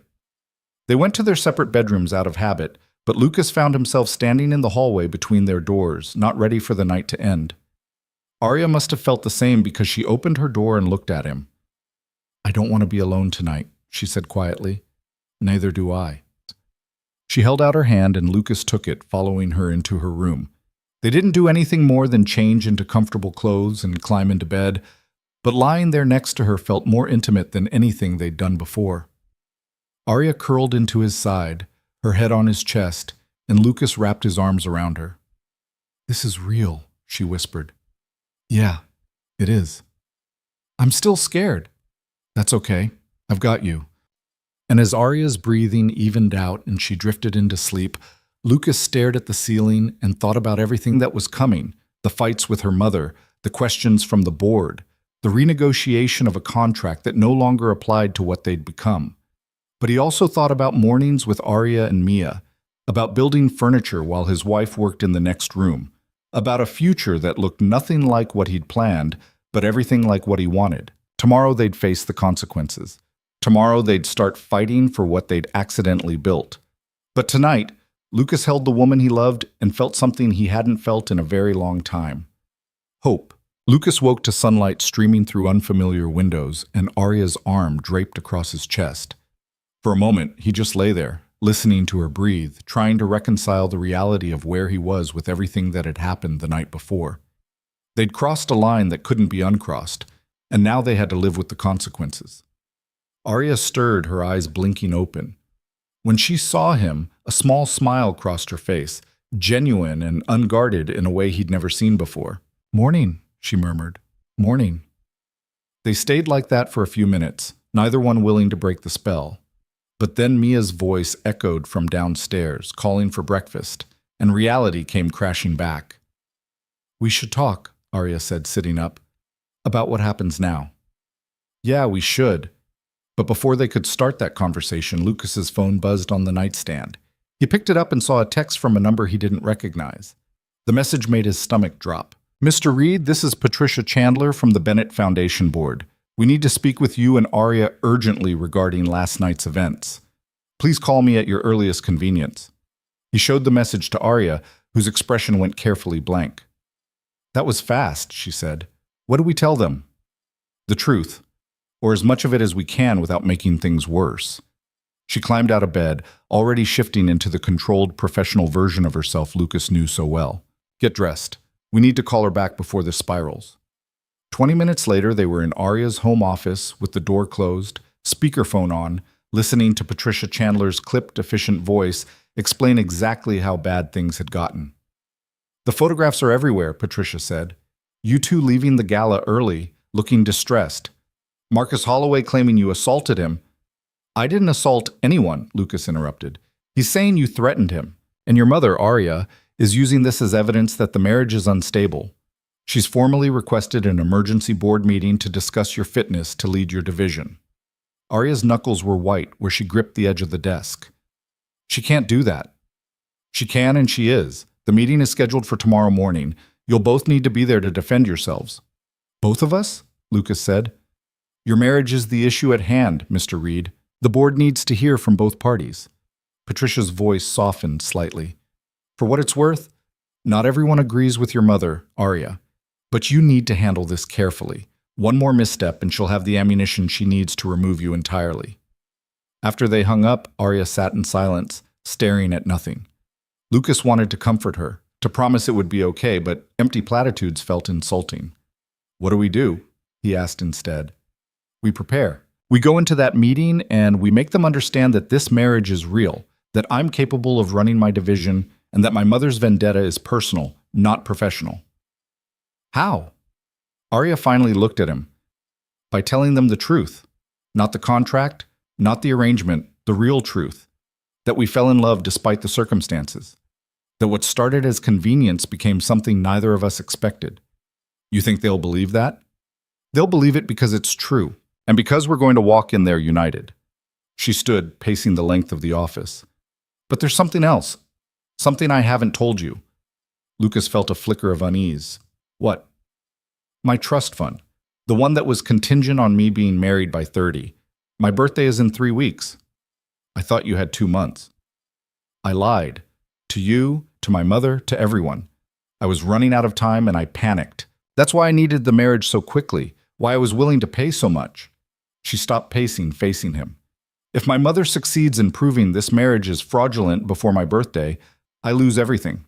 The trust fund goes back to the estate, I lose my position on the board, and she'll have full control of the company division I've been building for 5 years." Lucas processed this. "So we have 3 weeks to convince everyone this is legitimate." "Less than that. My mother's moving fast. If tomorrow's meeting doesn't go well, it will." Lucas crossed to her, taking her hands. "We'll make sure of it. But no more secrets, Arya. If we're doing this for real, I need to know everything." She nodded, her eyes shining with unshed tears. "I'm sorry. I should have told you from the start." "Yeah, you should have, but we'll deal with it." A knock on the door interrupted them. Helen's voice came through, apologetic. "I'm sorry to disturb you, but Mia's asking for breakfast." And there are photographers outside the gate. Lucas and Arya exchanged a look. The siege had begun. They spent the rest of Sunday in the house, avoiding the photographers camped outside and preparing for the board meeting. Arya coached Lucas on what to expect, the questions they'd ask, the traps they'd set, the way her mother would try to twist everything. They rehearsed answers until Lucas's head spun, but he forced himself to focus. This wasn't just about Arya's career anymore. This was about their future. Mia sensed the tension, growing quieter as the day wore on. That evening, she climbed into Lucas's lap while he and Arya worked at the kitchen table, laying out their strategy. "Why are those people outside?" Mia asked. "They're reporters," Arya said gently. "They want to take pictures." "Of us?" "Of your dad and me, because of the party last night." Mia frowned. "Are you in trouble?" Lucas hugged her closer. "No, sweetheart. Just some grown-up stuff we have to work through." "Is it because of me? Because I'm sick?" "No." Arya's voice was firm. "This has nothing to do with you. You're perfect exactly as you are." Mia seemed to accept this, settling against Lucas's chest. "I don't want you guys to be sad anymore." "We're not sad," Lucas said, though his throat felt tight. "Just a little stressed." "That's the same thing." After Mia went to bed, Lucas found Arya standing at the window in the living room, staring out at the lights from the photographer's cameras. He came up behind her, wrapping his arms around her waist. "We're going to get through this," he said. "You keep saying that." "Because it's true." She leaned back against him. "What if it's not enough? What if we lose tomorrow? Then we figure out plan B." "There is no plan B, Lucas. This is everything." "No." He turned her to face him. "This," he gestured between them, "is everything. The money, the company, your mother's approval, that's all just noise. What matters is that we're in this together." Easy to say when you're not about to lose your entire life's work. You're right. It is easy for me to say, but that doesn't make it less true. Lucas cupped her face in his hands. "I love you. Mia loves you. And if the worst happens tomorrow, we'll figure it out, together." Arya kissed him then, desperate and clinging, like she was trying to memorize the feeling. When they broke apart, she pressed her forehead to his. "I don't deserve you," she whispered. "Yeah, you do. You just don't believe it yet." Monday morning arrived too quickly. Lucas put on the same suit he'd worn to the gala, trying not to see it as a bad omen. Arya dressed in a sharp charcoal pantsuit that made her look every inch the executive she was. Her hair pulled back severely, her makeup perfect. She looked untouchable, but Lucas saw the tremor in her hands as she fastened her watch. They left Mia with Helen, who promised to keep her distracted with baking projects. The drive downtown was silent, both of them lost in their own thoughts. The Bennett Foundation offices occupied the top 3 floors of Bennett Tower, and as the elevator climbed, Lucas felt his stomach drop with each passing floor. The boardroom was intimidating, all dark wood and floor-to-ceiling windows overlooking the city. 12 people sat around an enormous conference table, Arya's mother at the head. She looked triumphant, her expression radiating cold satisfaction. "Arya, Mr. Reed, please sit." Patricia Chandler gestured to 2 chairs positioned at the opposite end from Arya's mother, isolated from the rest of the board. They sat, and Lucas felt every eye in the room assessing him, judging him, finding him wanting. He reached under the table and took Arya's hand, holding it where everyone could see. "Let's begin," Patricia said. "Mrs. Bennett has raised concerns about Arya's judgment and fitness to continue leading the Sustainable Development Division. Specifically, she's questioning the legitimacy of Arya's recent marriage and whether it was entered into fraudulently to secure access to her trust fund." "That's absurd," Arya said, her voice steady. "My marriage is legitimate and has nothing to do with my professional capabilities." Arya's mother smiled thinly. "Then you won't mind answering a few questions. Mr. Reed, how long have you known my daughter?" Lucas had rehearsed this. 4 months. "And you married her after knowing her for what? 2 months? 3? When you know, you know." "How convenient. And tell me, before you met Arya, what was your financial situation?" Lucas's jaw tightened. "I was in debt, medical bills for my daughter." "Substantial debt?" "Yes." "And now those debts are paid. By my daughter. By my wife. Who wanted to help." Arya's mother leaned forward. Or by a woman desperate to meet the marriage requirement in her father's will. Tell me, mister. Reed, did Arya explain the terms of her trust fund to you before you agreed to marry her? Lucas hesitated a fraction too long, and he saw the mother's eyes light up with triumph. She did, he said, but that's not why I married her. No? Then why did you, be honest? A working-class carpenter with a sick child suddenly marries a wealthy heiress who just happens to need a husband before her 30th birthday. What else would you call that but a transaction? I'd call it falling in love, Lucas said, his voice rising. I'd call it finding someone who sees my daughter as more than a burden. I'd call it meeting someone brilliant and stubborn who pretends she doesn't need anyone but breaks down crying when she thinks no one's watching. The room went silent. Arya's hand tightened around his. I married your daughter because she's the best person I know, Lucas continued, looking directly at Arya's mother. Not in spite of the money or the complications or the fact that you've spent your entire life trying to control her. I married her because when she talks about the work she does, her whole face lights up. Because she learned to make pancakes for Mia even though she'd never cooked breakfast before. Because she sits up at night reading design proposals and actually cares about making a difference. And yeah, the money helped save my daughter's life. But if that makes me a gold digger in your eyes, I don't care. Because I'd marry Arya again tomorrow with nothing in my bank account. He turned to Arya, who was staring at him with tears streaming down her face, not even trying to hide them anymore. I love you, he said. I loved you before I understood what was happening, and I'm going to keep loving you no matter what happens in this room.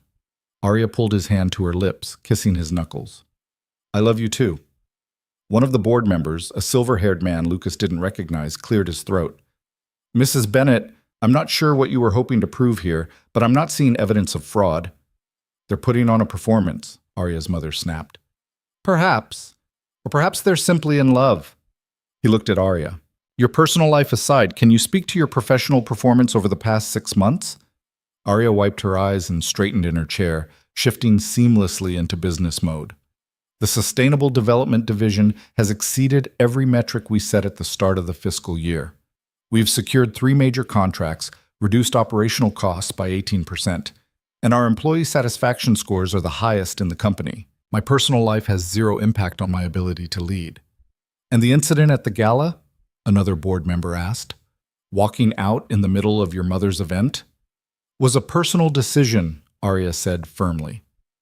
I was defending my husband from baseless accusations. I'd do it again. Patricia Chandler looked around the table. Does anyone else have questions? The board members exchanged glances. Several shook their heads. Then I motion we move to a vote, Patricia said. All in favor of maintaining Arya Bennett in her current position? Hands went up around the table. Lucas counted quickly. 8 out of 12. Only Arya's mother and 3 others voted against. Patricia nodded. Motion carries. Arya, you retain your position. This meeting is adjourned. Arya's mother stood abruptly, her chair scraping against the floor. This isn't over. Yes, it is, Arya said, standing to face her. I'm done letting you control my life. I'm done trying to earn approval. I'm never going to get. And I'm done pretending we have any kind of real relationship. From now on, our interactions will be strictly professional. And if you come after me or my family again, I will make sure everyone in this company knows exactly who you really are. Her mother's face went white with rage. You'll regret this. No, I really won't. Lucas watched Arya stare down her mother, saw the moment the older woman realized she'd lost. Without another word, she swept from the room, 3 of her allies following behind. The remaining board members approached Arya, offering congratulations and support. Patricia pulled her aside, speaking in low tones. Lucas stayed back, giving them space, still processing what had just happened. They'd won. Against all odds, they'd actually won. When Arya finally broke free, she crossed to Lucas and threw her arms around him. He held her tight, feeling her whole body trembling. We did it, she whispered. No, you did it. She pulled back to look at him. What you said in there, I meant every word. I know, that's what scares me, that you actually see me that way. You should be used to it by now. She laughed, and it came out a little watery. I don't think I'll ever get used to you. They left the building through the back entrance to avoid photographers, and for the first time in days, Lucas felt like he could breathe. In the car, Arya immediately pulled out her phone, already typing messages. What are you doing? Lucas asked. Damage control. I need to get ahead of whatever narrative my mother's spinning, and I need to make sure the board knows I'm serious about cutting her out. Can we just take a second to acknowledge that we just survived that? Arya looked up from her phone. You're right. I'm sorry. I'm still in crisis mode. I know, but we won, Arya. You can slow down for a minute. She set the phone down, leaning back against the seat. I can't believe you said all that. In front of everyone. Which part? All of it. The pancakes, the design proposals, the crying. You basically stripped me bare in that room. Should I not have? No, you should have. It's just, no one's ever defended me like that before. Lucas took her hand. Get used to it. When they got home, Mia ambushed them at the door, flour dusted across her face and apron. Did you win? We won, Arya said, scooping her up despite the flour. We absolutely won. Good, because Helen and I made celebration cookies, chocolate chip. That night, after celebrating with cookies and takeout pizza, Lucas found Arya in her office. She was staring at her computer screen, but her expression was distant. Hey, you okay? He asked. I've been thinking about something. What's that? The contract, the one we signed. It's still technically in effect for another 6 weeks. Lucas leaned against the doorframe. So? So maybe we should tear it up. Tear it up? Yeah. Make this official. Not a 6-month arrangement, not a deal with an expiration date, just a marriage. Lucas crossed to her, pulling her to her feet. Arya Bennett, are you proposing to me? We're already married. Yeah, but that was business. This would be different. She smiled, and it reached her eyes. Fine. Lucas Reed, will you stay married to me? For real this time? On one condition. What's that? We burn the contract together. Right now. Arya pulled open her desk drawer and retrieved the folder, the same one she'd given him all those months ago. She handed it to Lucas, and together they carried it downstairs to the fireplace. Lucas crumpled the pages one by one, feeding them into the flames while Arya watched. When the last page caught fire, Lucas turned to her. Now it's real. Now it's real, she echoed. They stood there watching the contract burn, and Lucas thought about everything that had brought them to this moment. The desperation and fear, the careful walls they'd built and slowly dismantled, the way pretending had somehow become truth. What happens now? Arya asked. Now we figure out how to do this without a script. We make mistakes, we fight, we figure it out as we go. That sounds terrifying. Yeah, but also kind of exciting. Arya leaned into him, and Lucas wrapped his arms around her. Through the window, he could see Mia playing in the backyard, chasing fireflies in the gathering dusk. His daughter was healthy. His wife, his real wife, was safe. And for the first time since this whole thing started, the future felt less like a ticking clock and more like an open road. I have an idea, Arya said suddenly. Yeah? Let's go away, just the three of us. Somewhere your mother's lawyers can't find us, where there are no board meetings or photographers. Just a week to be a normal family. Lucas pulled back to look at her. You want to take a vacation? I want to take our daughter to the beach and teach her to swim. I want to eat bad food and sleep late and not think about work for 5 consecutive days. Is that crazy? No, it's perfect. They started planning that night. A rental house on the coast, far enough from the city to feel like escape. Mia was ecstatic when they told her, already making lists of things to bring and activities she wanted to do. But before they could leave, there was one more piece of business to handle. On Thursday afternoon, a courier delivered an envelope from Arya's mother's lawyers. Lucas found Arya in the living room, staring at the unopened envelope like it might explode. What is it? He asked. Legal notice, probably. She's not done fighting. Want me to open it? Arya handed him the envelope. Lucas tore it open and pulled out a single sheet of paper. As he read, his eyebrows rose. She's surrendering, he said. What? Your mother. She's withdrawing all challenges to the marriage and your position. Says here she wants to avoid further conflict and wishes you well. Arya took the paper from him, reading it twice. This doesn't make sense. She doesn't give up.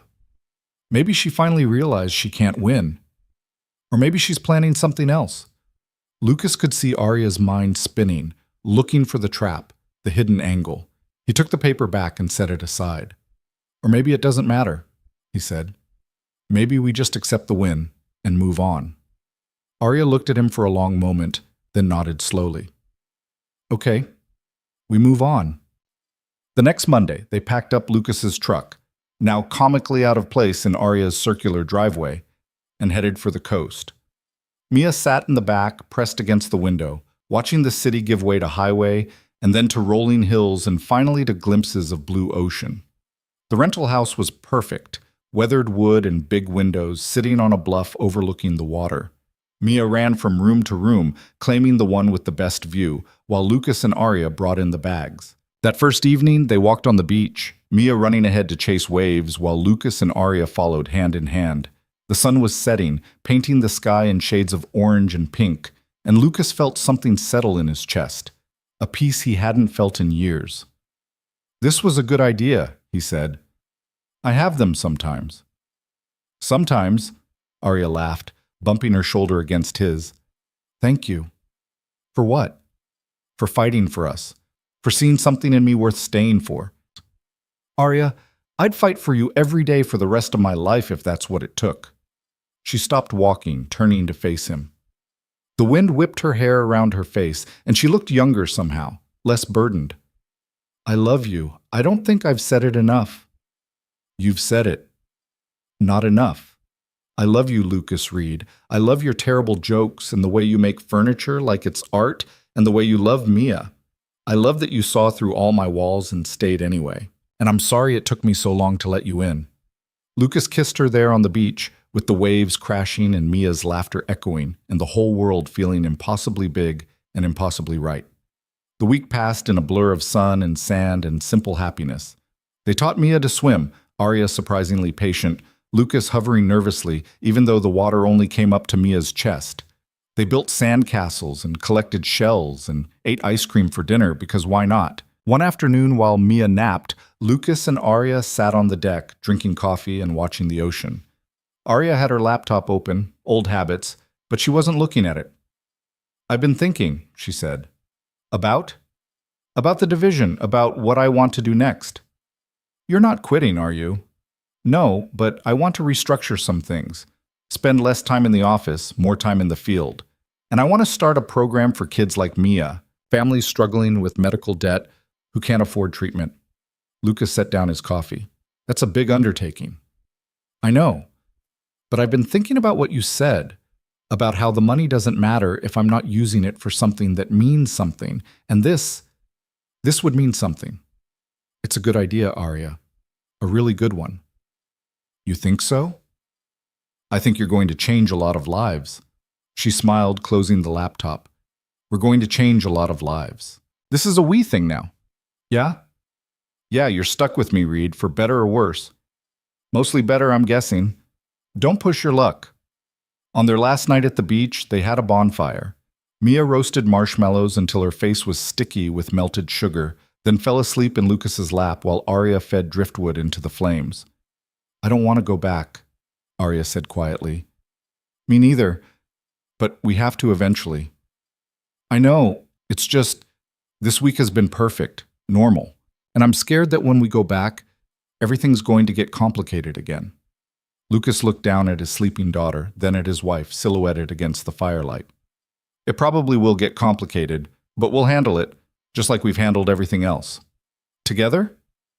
Always together.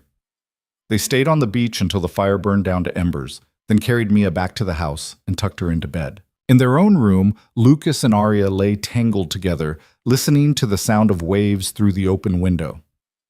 Thank you for this week, Arya whispered. Thank you for suggesting it. Lucas? Yeah?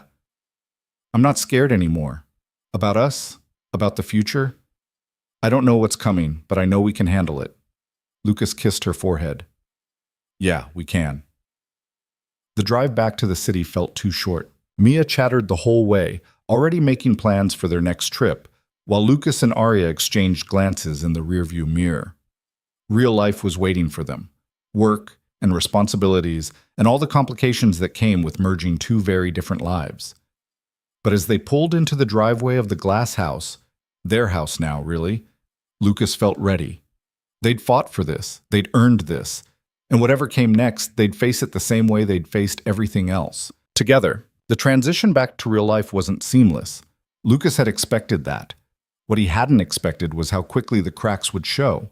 Not in their relationship, but in everything surrounding it. The glass house that had felt like a sanctuary now felt exposed.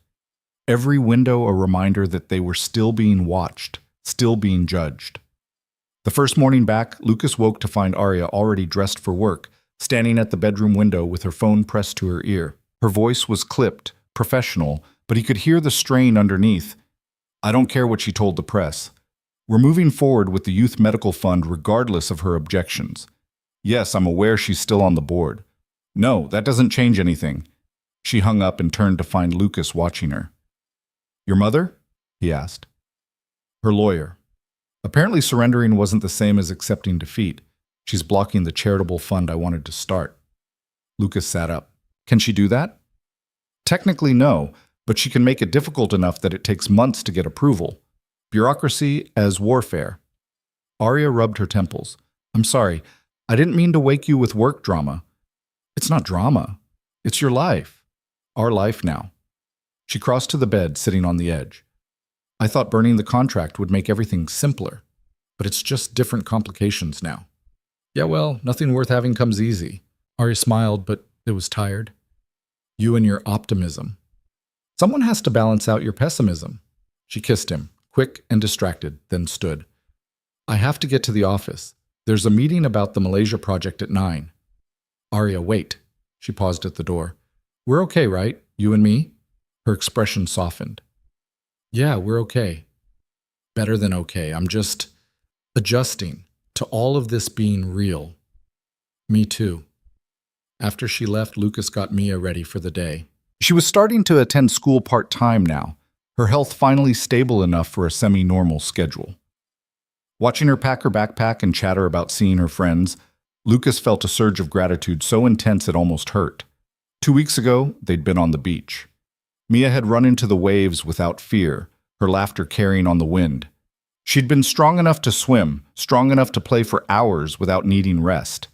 The treatments had worked. His daughter was going to be okay. And it was because of Arya. Because she'd offered him a lifeline when he was drowning. Because she'd kept her promises even when everything else was falling apart. He drove Mia to school, watching her wave goodbye at the entrance before disappearing into the building.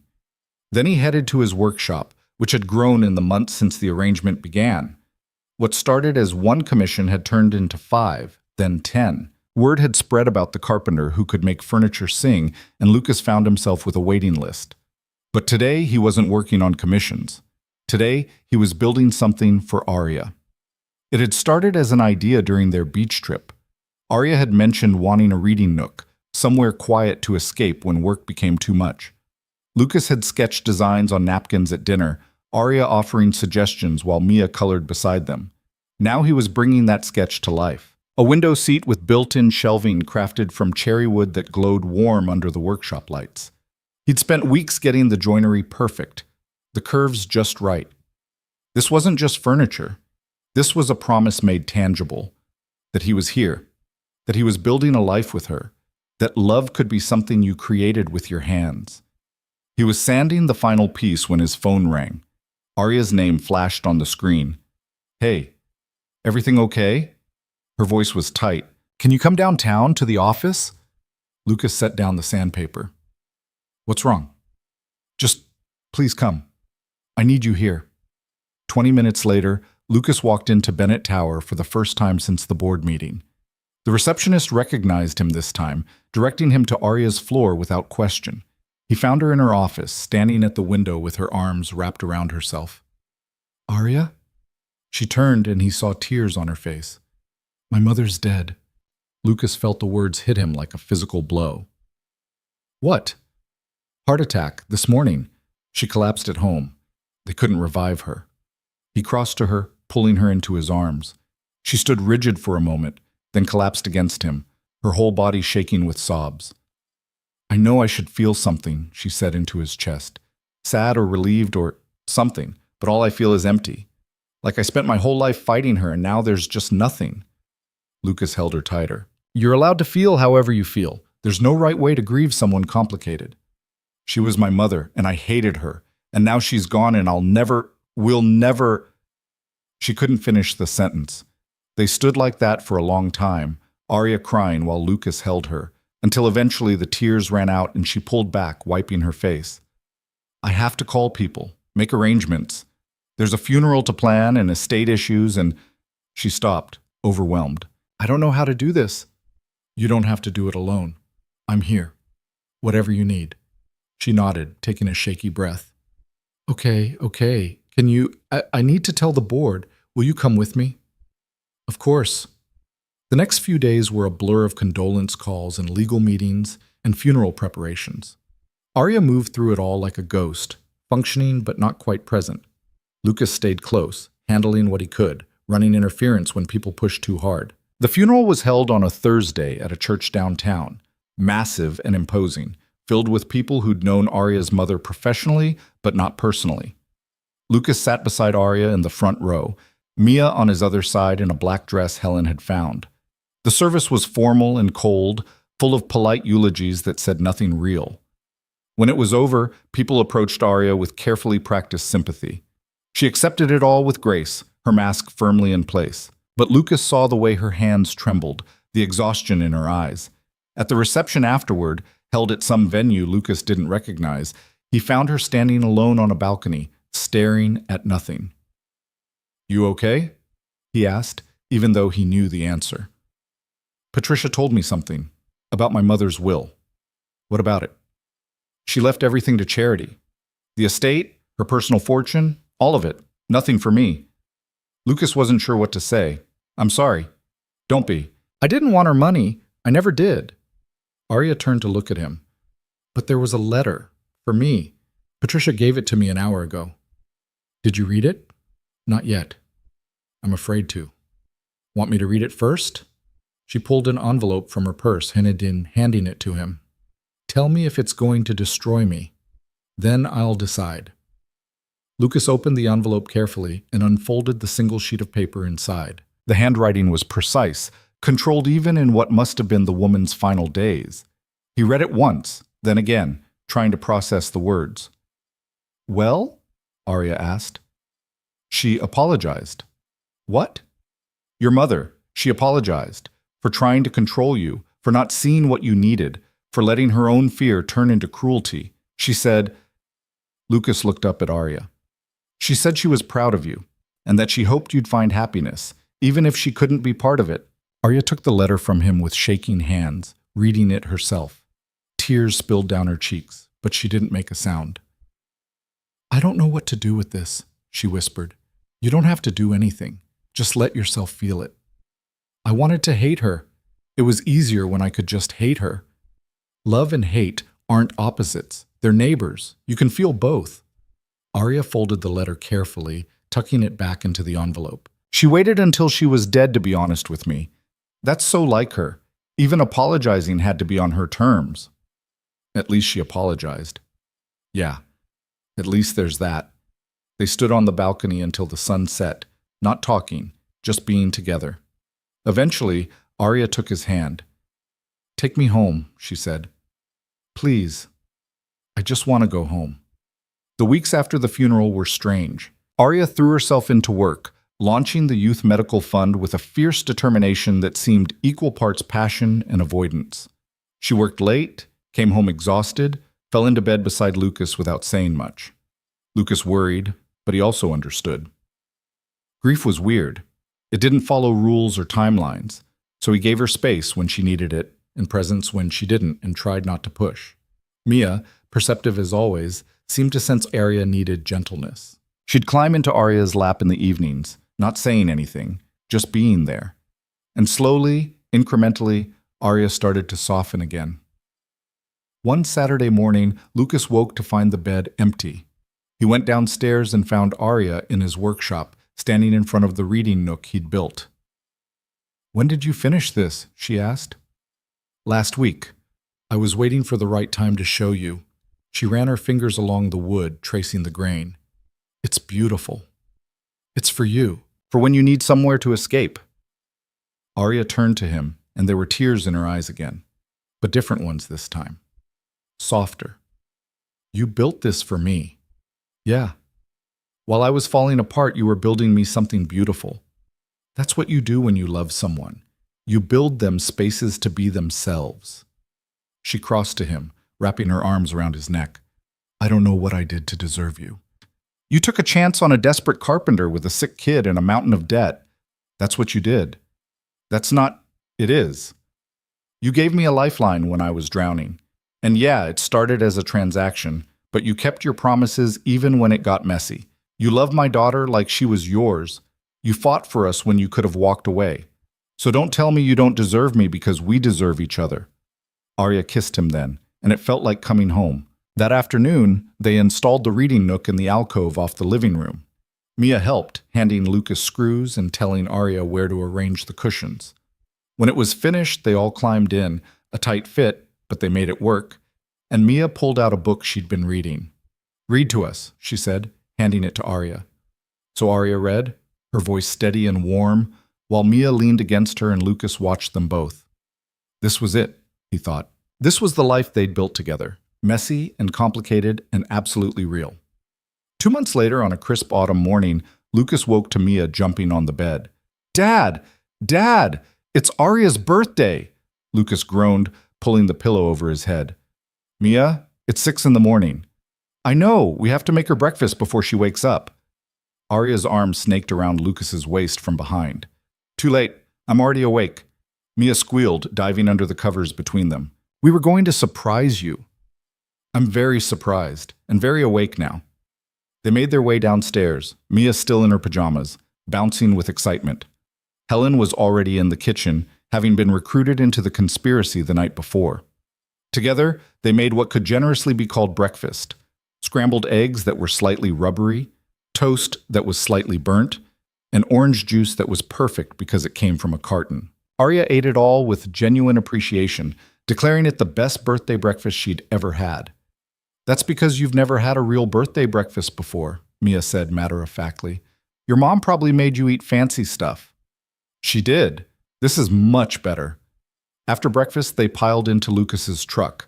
Arya insisted on the truck instead of her sedan and drove to the furniture maker's expo downtown. It was Lucas's first time exhibiting his work, and he was nervous in a way he hadn't been since the board meeting. What if nobody likes it? He asked as they unloaded pieces from the truck bed. Then they're idiots with no taste, Arya said, carrying a side table like it weighed nothing. But they're going to love it because it's incredible. The expo was packed, furniture makers from all over the state showing their work. Lucas set up his booth, arranging the pieces he'd brought. The dining table he'd finished months ago, several smaller items, and photos of the reading nook and other custom commissions. People started stopping by almost immediately. They ran their hands over the wood, asked about his process, took his business cards.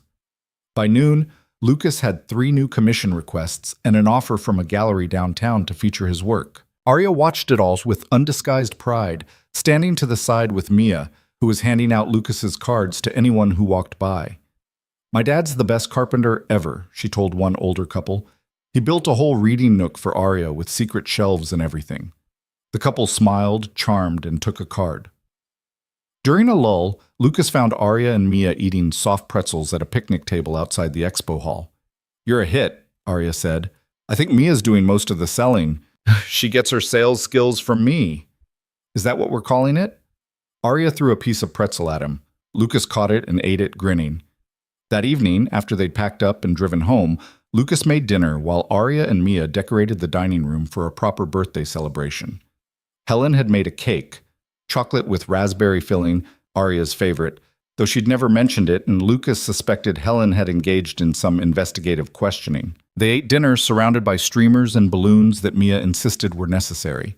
Then came presents, a new set of books from Mia, chosen carefully from the list Arya had been keeping, and from Lucas, a leather portfolio embossed with her initials for the business trips she was always taking. There's one more thing, Lucas said, pulling a small envelope from his pocket. Arya opened it, unfolding the paper inside. Her eyes widened as she read. What is it? Mia asked, trying to see. It's, Arya looked at Lucas. It's a deed to the workshop. I bought the space, Lucas explained. No more renting. It's officially mine, ours. Lucas, how did you? Commissions have been good, really good. And I was saving for something permanent, something that proved I was committed to building a life here. With you. Arya's eyes filled with tears, the happy kind now, the kind that came from being overwhelmed with love. Thank you. For this, for today, for everything. Happy birthday, Arya. They cut the cake, Mia insisting on giving Arya the biggest piece, and spent the rest of the evening in the living room talking about nothing important. When Mia finally crashed from her sugar high, Lucas carried her up to bed while Arya cleaned up the kitchen. He found her there later, standing at the sink, staring out the window at the backyard where the pool glowed blue in the dark. Thinking about something? He asked. About a year ago, when I was planning this whole arrangement, I remember standing in my office, looking at your file, thinking you were perfect because you'd never complicate things.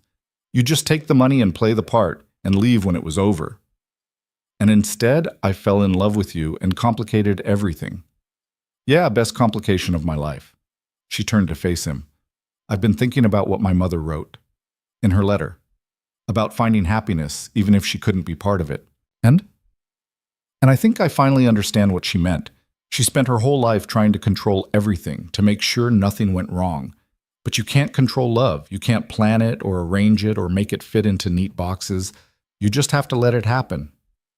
Is that what we did? Just let it happen? No, we fought it. Both of us, every step of the way. But it happened anyway. Because some things are bigger than our plans.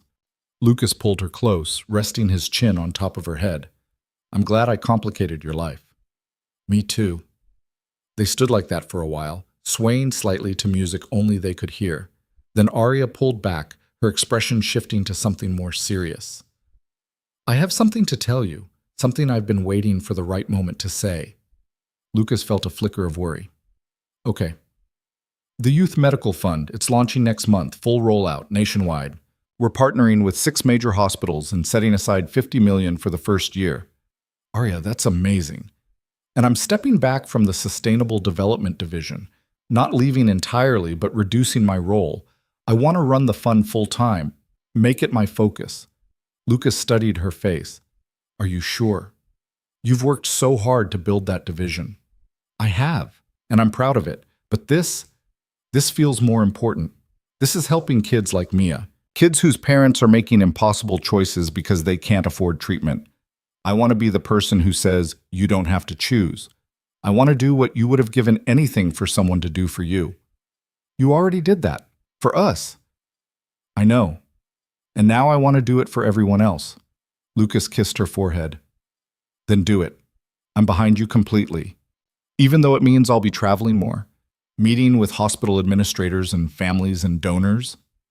Even then, as long as you come home to us. Always. 3 months later, on a cold December afternoon, Lucas stood in the workshop putting finishing touches on a custom order, a crib for a couple expecting twins. Through the window, he could see the house, lights glowing warm against the winter dusk. Arya's car was in the driveway, which meant she was home early from her trip to Chicago.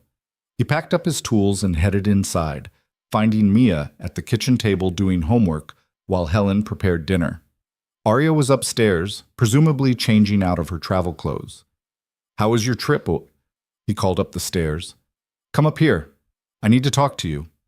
Lucas climbed the stairs, trying to read her tone, and failing. He found her sitting on the bed, still in her suit, holding something in her hands. Everything okay? He asked. She looked up at him, and he saw tears on her face. Happy tears. I'm pregnant.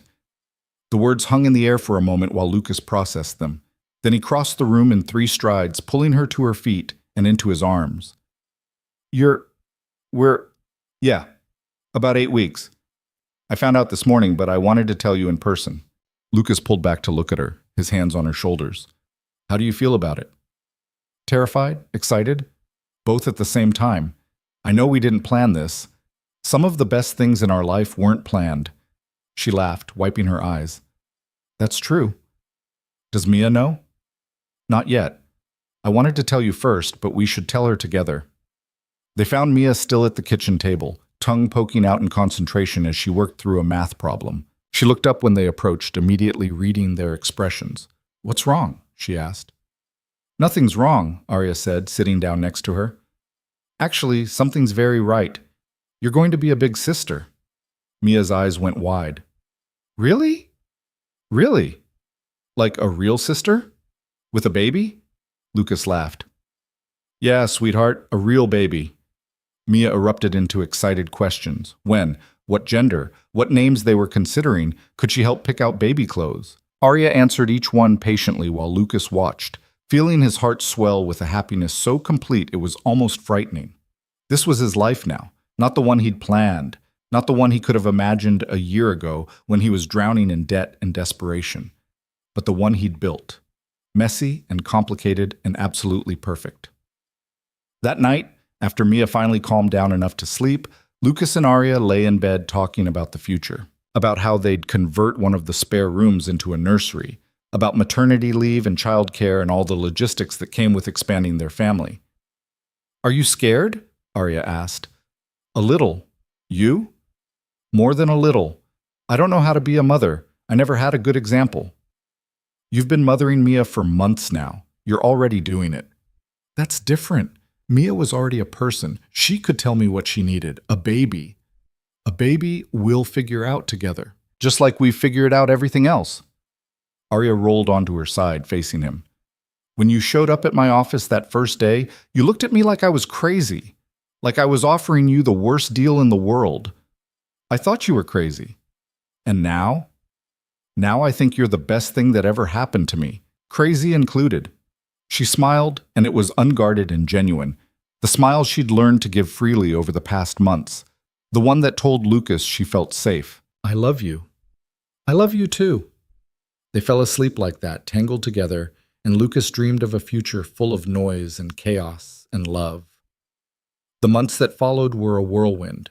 Arya's medical fund launched to widespread acclaim, the first families already receiving support. Lucas's workshop business exploded, forcing him to hire an apprentice to keep up with demand. Mia thrived in school, bringing home artwork and stories and a confidence Lucas had worried she'd never develop. And Arya's belly grew, carrying their future. In April, on a rainy Tuesday morning, Arya's water broke while she was on a conference call with a hospital in Seattle. Lucas got the call while he was in the workshop teaching his apprentice the proper way to join two pieces of wood without visible hardware. "It's time," Arya said, her voice tight. "I'm at the office, but I'm leaving now, Shah. Stay there. I'm coming to get you. Don't move." He made it downtown in record time, finding Arya in her office with Patricia and two other board members hovering anxiously. She was breathing through contractions, gripping the edge of her desk, and when she saw Lucas, relief flooded her face. "Let's go," he said, taking her arm. "I have the presentation for the Denver meeting." "Patricia can handle Denver. We're having a baby." The drive to the hospital was tense, Arya's contractions getting closer together. Lucas ran 2 red lights and didn't care. They made it to the maternity ward with time to spare, and then it was just waiting. Mia arrived an hour later with Helen, clutching a stuffed elephant she'd picked out for her new sibling. She sat with Lucas in the waiting room, swinging her legs and asking questions he didn't have answers to. "Is Arya okay?" "She's okay, sweetheart." "Does it hurt?" "Probably, but she's strong." "Will the baby like me?" Lucas pulled her close. "The baby's gonna love you, because you're going to be the best big sister ever." 8 hours later, a nurse came to get him. He followed her to the delivery room where Arya lay exhausted but radiant, holding a tiny bundle wrapped in a blue blanket. "It's a boy," she said, her voice hoarse. "We have a son." Lucas felt tears streaming down his face as he crossed to the bed. Arya handed him the baby, and he looked down at the tiny scrunched face, the miniature hands, the perfect tiny human they'd made together. "He's beautiful," Lucas whispered. "He has your nose." "Poor kid," Arya laughed, exhausted and happy. "What should we name him?" They'd discussed names for months, never quite settling on one, but looking at his son, Lucas knew immediately. "James, after your dad." Arya's eyes filled with tears. "You do that? Even after everything with my family?" "He was your father, and whatever else he was, he raised a daughter who turned into the most incredible woman I know. That's worth honoring." James Reed. I like it. They brought Mia in a few minutes later. She approached the bed cautiously, eyes wide, then broke into the biggest smile Lucas had ever seen. "He's so tiny," she whispered. "You were that tiny once," Lucas said. "Can I hold him?" Arya helped position James in Mia's arms, supporting his head, and Lucas watched his daughter become a sister right before his eyes. "Hi, James," Mia said softly. "I'm Mia. I'm your big sister. I'm going to teach you everything. How to swim and how to build things with Dad and how to make Arya laugh. You're really lucky, you know. We're a pretty good family." Lucas looked at Arya, who was watching Mia with an expression of pure love, and felt something settle deep in his chest.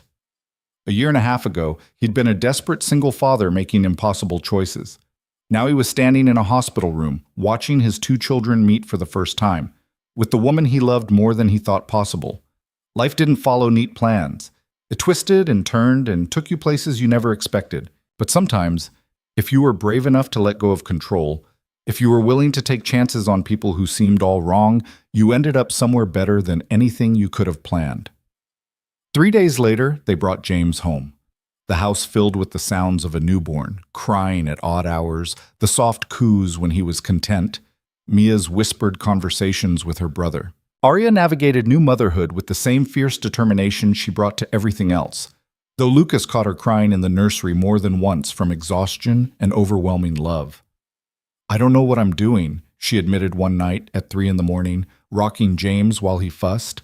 "None of us do. We're all just making it up as we go." "You make it look easy." "That's because you've never seen me completely panicked on the inside." She laughed softly, and James finally settled, his eyes drifting closed. They stood there together in the dim light of the nursery, swaying slightly, and Lucas thought about all the versions of their life that could have been. The one where Arya's contract expired and they went their separate ways. The one where her mother succeeded in tearing them apart. The one where Lucas's pride kept him from accepting help. But this was the version they'd chosen, the one they'd fought for. The messy, complicated, absolutely real version where love wasn't something you planned or controlled, but something you built day by day, choice by choice, with imperfect people doing their best. 6 months later, on a Saturday afternoon in October, they gathered in the backyard for Mia's 8th birthday party. The pool was full of her classmates, shrieking and splashing, while parents clustered around tables laden with food Helen had spent all morning preparing. James sat in a bouncer under an umbrella, watching the chaos with wide eyes. Lucas manned the grill, flipping burgers while Arya worked the crowd, making sure everyone had drinks and answering questions about the medical fund, which had just expanded to 12 states. She was in her element, confident, engaged, making a difference in ways that mattered. Patricia found Lucas at the grill, a glass of wine in her hand. "Quite a year you've had." "That's putting it mildly. For what it's worth, I'm glad things worked out. Arya's happier than I've ever seen her. You're good for her." "She's good for me too. Good for all of us." Patricia smiled. "Your furniture's beautiful, by the way. I saw the piece you made for the hospital lobby. Arya showed me photos." "Thanks. It was a fun project." She's been telling everyone that her husband is an artist. Won't shut up about it, actually. It's charming. Lucas felt heat creep up his neck. "She exaggerates." "Does she?" "Because from where I'm standing, you've built something remarkable here. A business, a family, a life. That takes artistry of a different kind." After Patricia drifted away, Arya appeared at his side, stealing a piece of grilled pineapple from the platter. "Hey, no sampling. I'm quality control." She leaned against him, watching Mia cannonball into the pool. "This is good, isn't it? This life we made?" "Yeah, it's really good. Even with the 3 a.m. feedings and the mountains of diapers and your apprentice accidentally breaking your favorite chisel last week?" "Even with all that?" Arya was quiet for a moment, then said, "I've been thinking about something." "Should I be worried?" "Maybe. I want to sell the house." Lucas nearly dropped his spatula. "What?" "Not right away, but eventually. This place, it's beautiful, but it was never really mine. It was something my mother approved of, something that fit the image. I want us to build something together, literally. Design it, build it, make it ours from the ground up." "That's a massive undertaking." "I know. But you could design the workshop space exactly how you want it. And I could have an office for the foundation work. And Mia could have input on her room, and we could make sure James's nursery gets perfect morning light. It would be ours, Lucas. Not mine or yours, but ours. Lucas considered this, turning the idea over in his mind. Building a house from scratch, starting fresh, creating something that represented who they'd become rather than who they'd been. It was terrifying and exciting in equal measure. Okay, he said. Let's do it. Really? Really? On one condition. What's that? We keep the reading nook. I worked too hard on that thing to leave it behind. Arya laughed, the sound bright and genuine. Deal. That evening, after the last guest had left and Mia had opened all her presents and James was asleep upstairs, Lucas found Arya sitting in the reading nook, feet tucked under her, looking at house plans on her tablet. Already planning? He asked. I made a Pinterest board. Of course you did. He climbed in beside her, and she showed him the design she'd been collecting. Farmhouse modern, lots of windows, open floor plans. They talked about square footage and lot locations and whether they wanted a basement or just really good storage. What about the backyard? Arya asked. Pool or no pool? Pool. Mia loves swimming, and James will too. Garden? Definitely. You've been getting really into that. She smiled, bookmarking a photo of a vegetable garden with raised beds. I like growing things. It's satisfying. You're good at it. Growing things, building things, making things work. You're good at all of it. Arya set down the tablet, turning to look at him. I couldn't have done any of this without you. You know that, right? The fund, the confidence to stand up to my mother, the courage to build a real life instead of the one I thought I was supposed to have. You gave me that.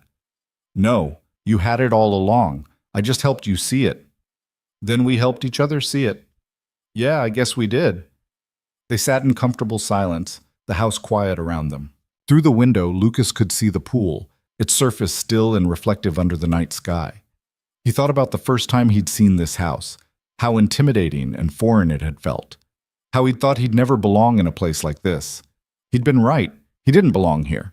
But that was okay, because they were going to build somewhere he did belong, somewhere they both did, somewhere their children would grow up surrounded by love and laughter and the kind of imperfect, messy happiness that came from people choosing each other every day.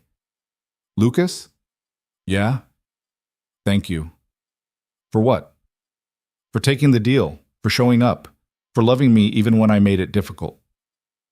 Loving you was never difficult. Admitting I loved you, maybe. But the actual loving part? That was easy. Arya kissed him, and it tasted like home. Like promises kept and futures built, and all the beautiful complications that came with building a life with someone. 2 years later, they stood in the driveway of their new house, not quite finished, but livable, watching movers unload boxes from a truck. The house was everything they'd planned, and more. Sprawling but warm, full of windows and wood and spaces designed for living, not impressing. Lucas's workshop sat separate from the main house, perfectly situated with north-facing windows for consistent light. Arya's office had a view of the garden she'd been planning for months. Mia, now 10, directed the movers with the authority of someone 3 times her age. That box goes to my room, the blue one. Yes, that's it. James toddled around the yard investigating rocks and flowers with the serious curiosity of a 2-year-old. He looked like Lucas. Same dark hair, same stubborn jaw, but he had Arya's intelligence, already speaking in full sentences and asking questions that shouldn't be possible for someone so small. This is it, Arya said, taking Lucas's hand. Our forever house. No takebacks? No takebacks. They watched the movers work, watched their children explore, watched the sun set behind the house they'd built together. Lucas thought about the contract they'd signed all those years ago, about the desperate arrangement that was supposed to end after 6 months, about how the best things in life were the ones you couldn't plan for. He'd gone into that office looking for a lifeline, willing to sell himself to save his daughter. He'd come out with a contract, a wife, and a future he couldn't have imagined. The contract was long gone, burned to ash in a fireplace in a house that was no longer theirs. But what remained was something no piece of paper could capture, a family built on choice, on showing up, on loving each other through complications and grief and joy. Arya leaned her head on his shoulder. We did good, didn't we? Yeah, we did really good. Inside the house, Helen was already organizing the kitchen, muttering about where things should go. She'd insisted on making the move with them, declaring that they needed her more than ever with 2 children and a new house to manage. She was right, of course. She was family now, as much a part of their lives as anyone. That night, they ordered pizza and ate it sitting on the floor of the empty living room, boxes stacked around them like a cardboard fortress. Mia told stories about her new school, which she'd start in 2 weeks. James fell asleep in Arya's lap, exhausted from a day of exploration. I have something for you, Lucas said, standing and digging through one of the nearby boxes. He pulled out a small wrapped package and handed it to Arya. What's this? Open it. She unwrapped it carefully, revealing a framed photograph, the first picture ever taken of the 3 of them together the day after their courthouse wedding. Lucas looked uncomfortable in his new suit, Arya was smiling but guarded, and Mia stood between them holding her bouquet, grinning like she knew something they didn't. Look at us, Arya said softly. We had no idea what we were doing. Still don't most days, but we're doing it together. Always together. They hung the photo in the entryway the next day, the first decoration in their new house. A reminder of where they'd started, how far they'd come, and all the imperfect, beautiful choices that had brought them here. Because real wealth, Lucas had learned, wasn't something you inherited or earned or married into. It was something you built with your own hands, day by day, choice by choice, with people who stayed even when things got hard. It was Mia's laughter echoing through rooms designed for living. It was James's tiny hand wrapped around his finger. It was Arya falling asleep beside him every night, safe and loved, and finally believing she deserved both. It was this house, this family, this life they'd constructed from nothing but desperation and hope, and a willingness to let go of control long enough to see what they could become. Lucas Reed had walked into a glass tower 18 months ago looking for a miracle. What he'd found instead was something better, a chance to build one himself. And in the end, that was the only kind of miracle that mattered.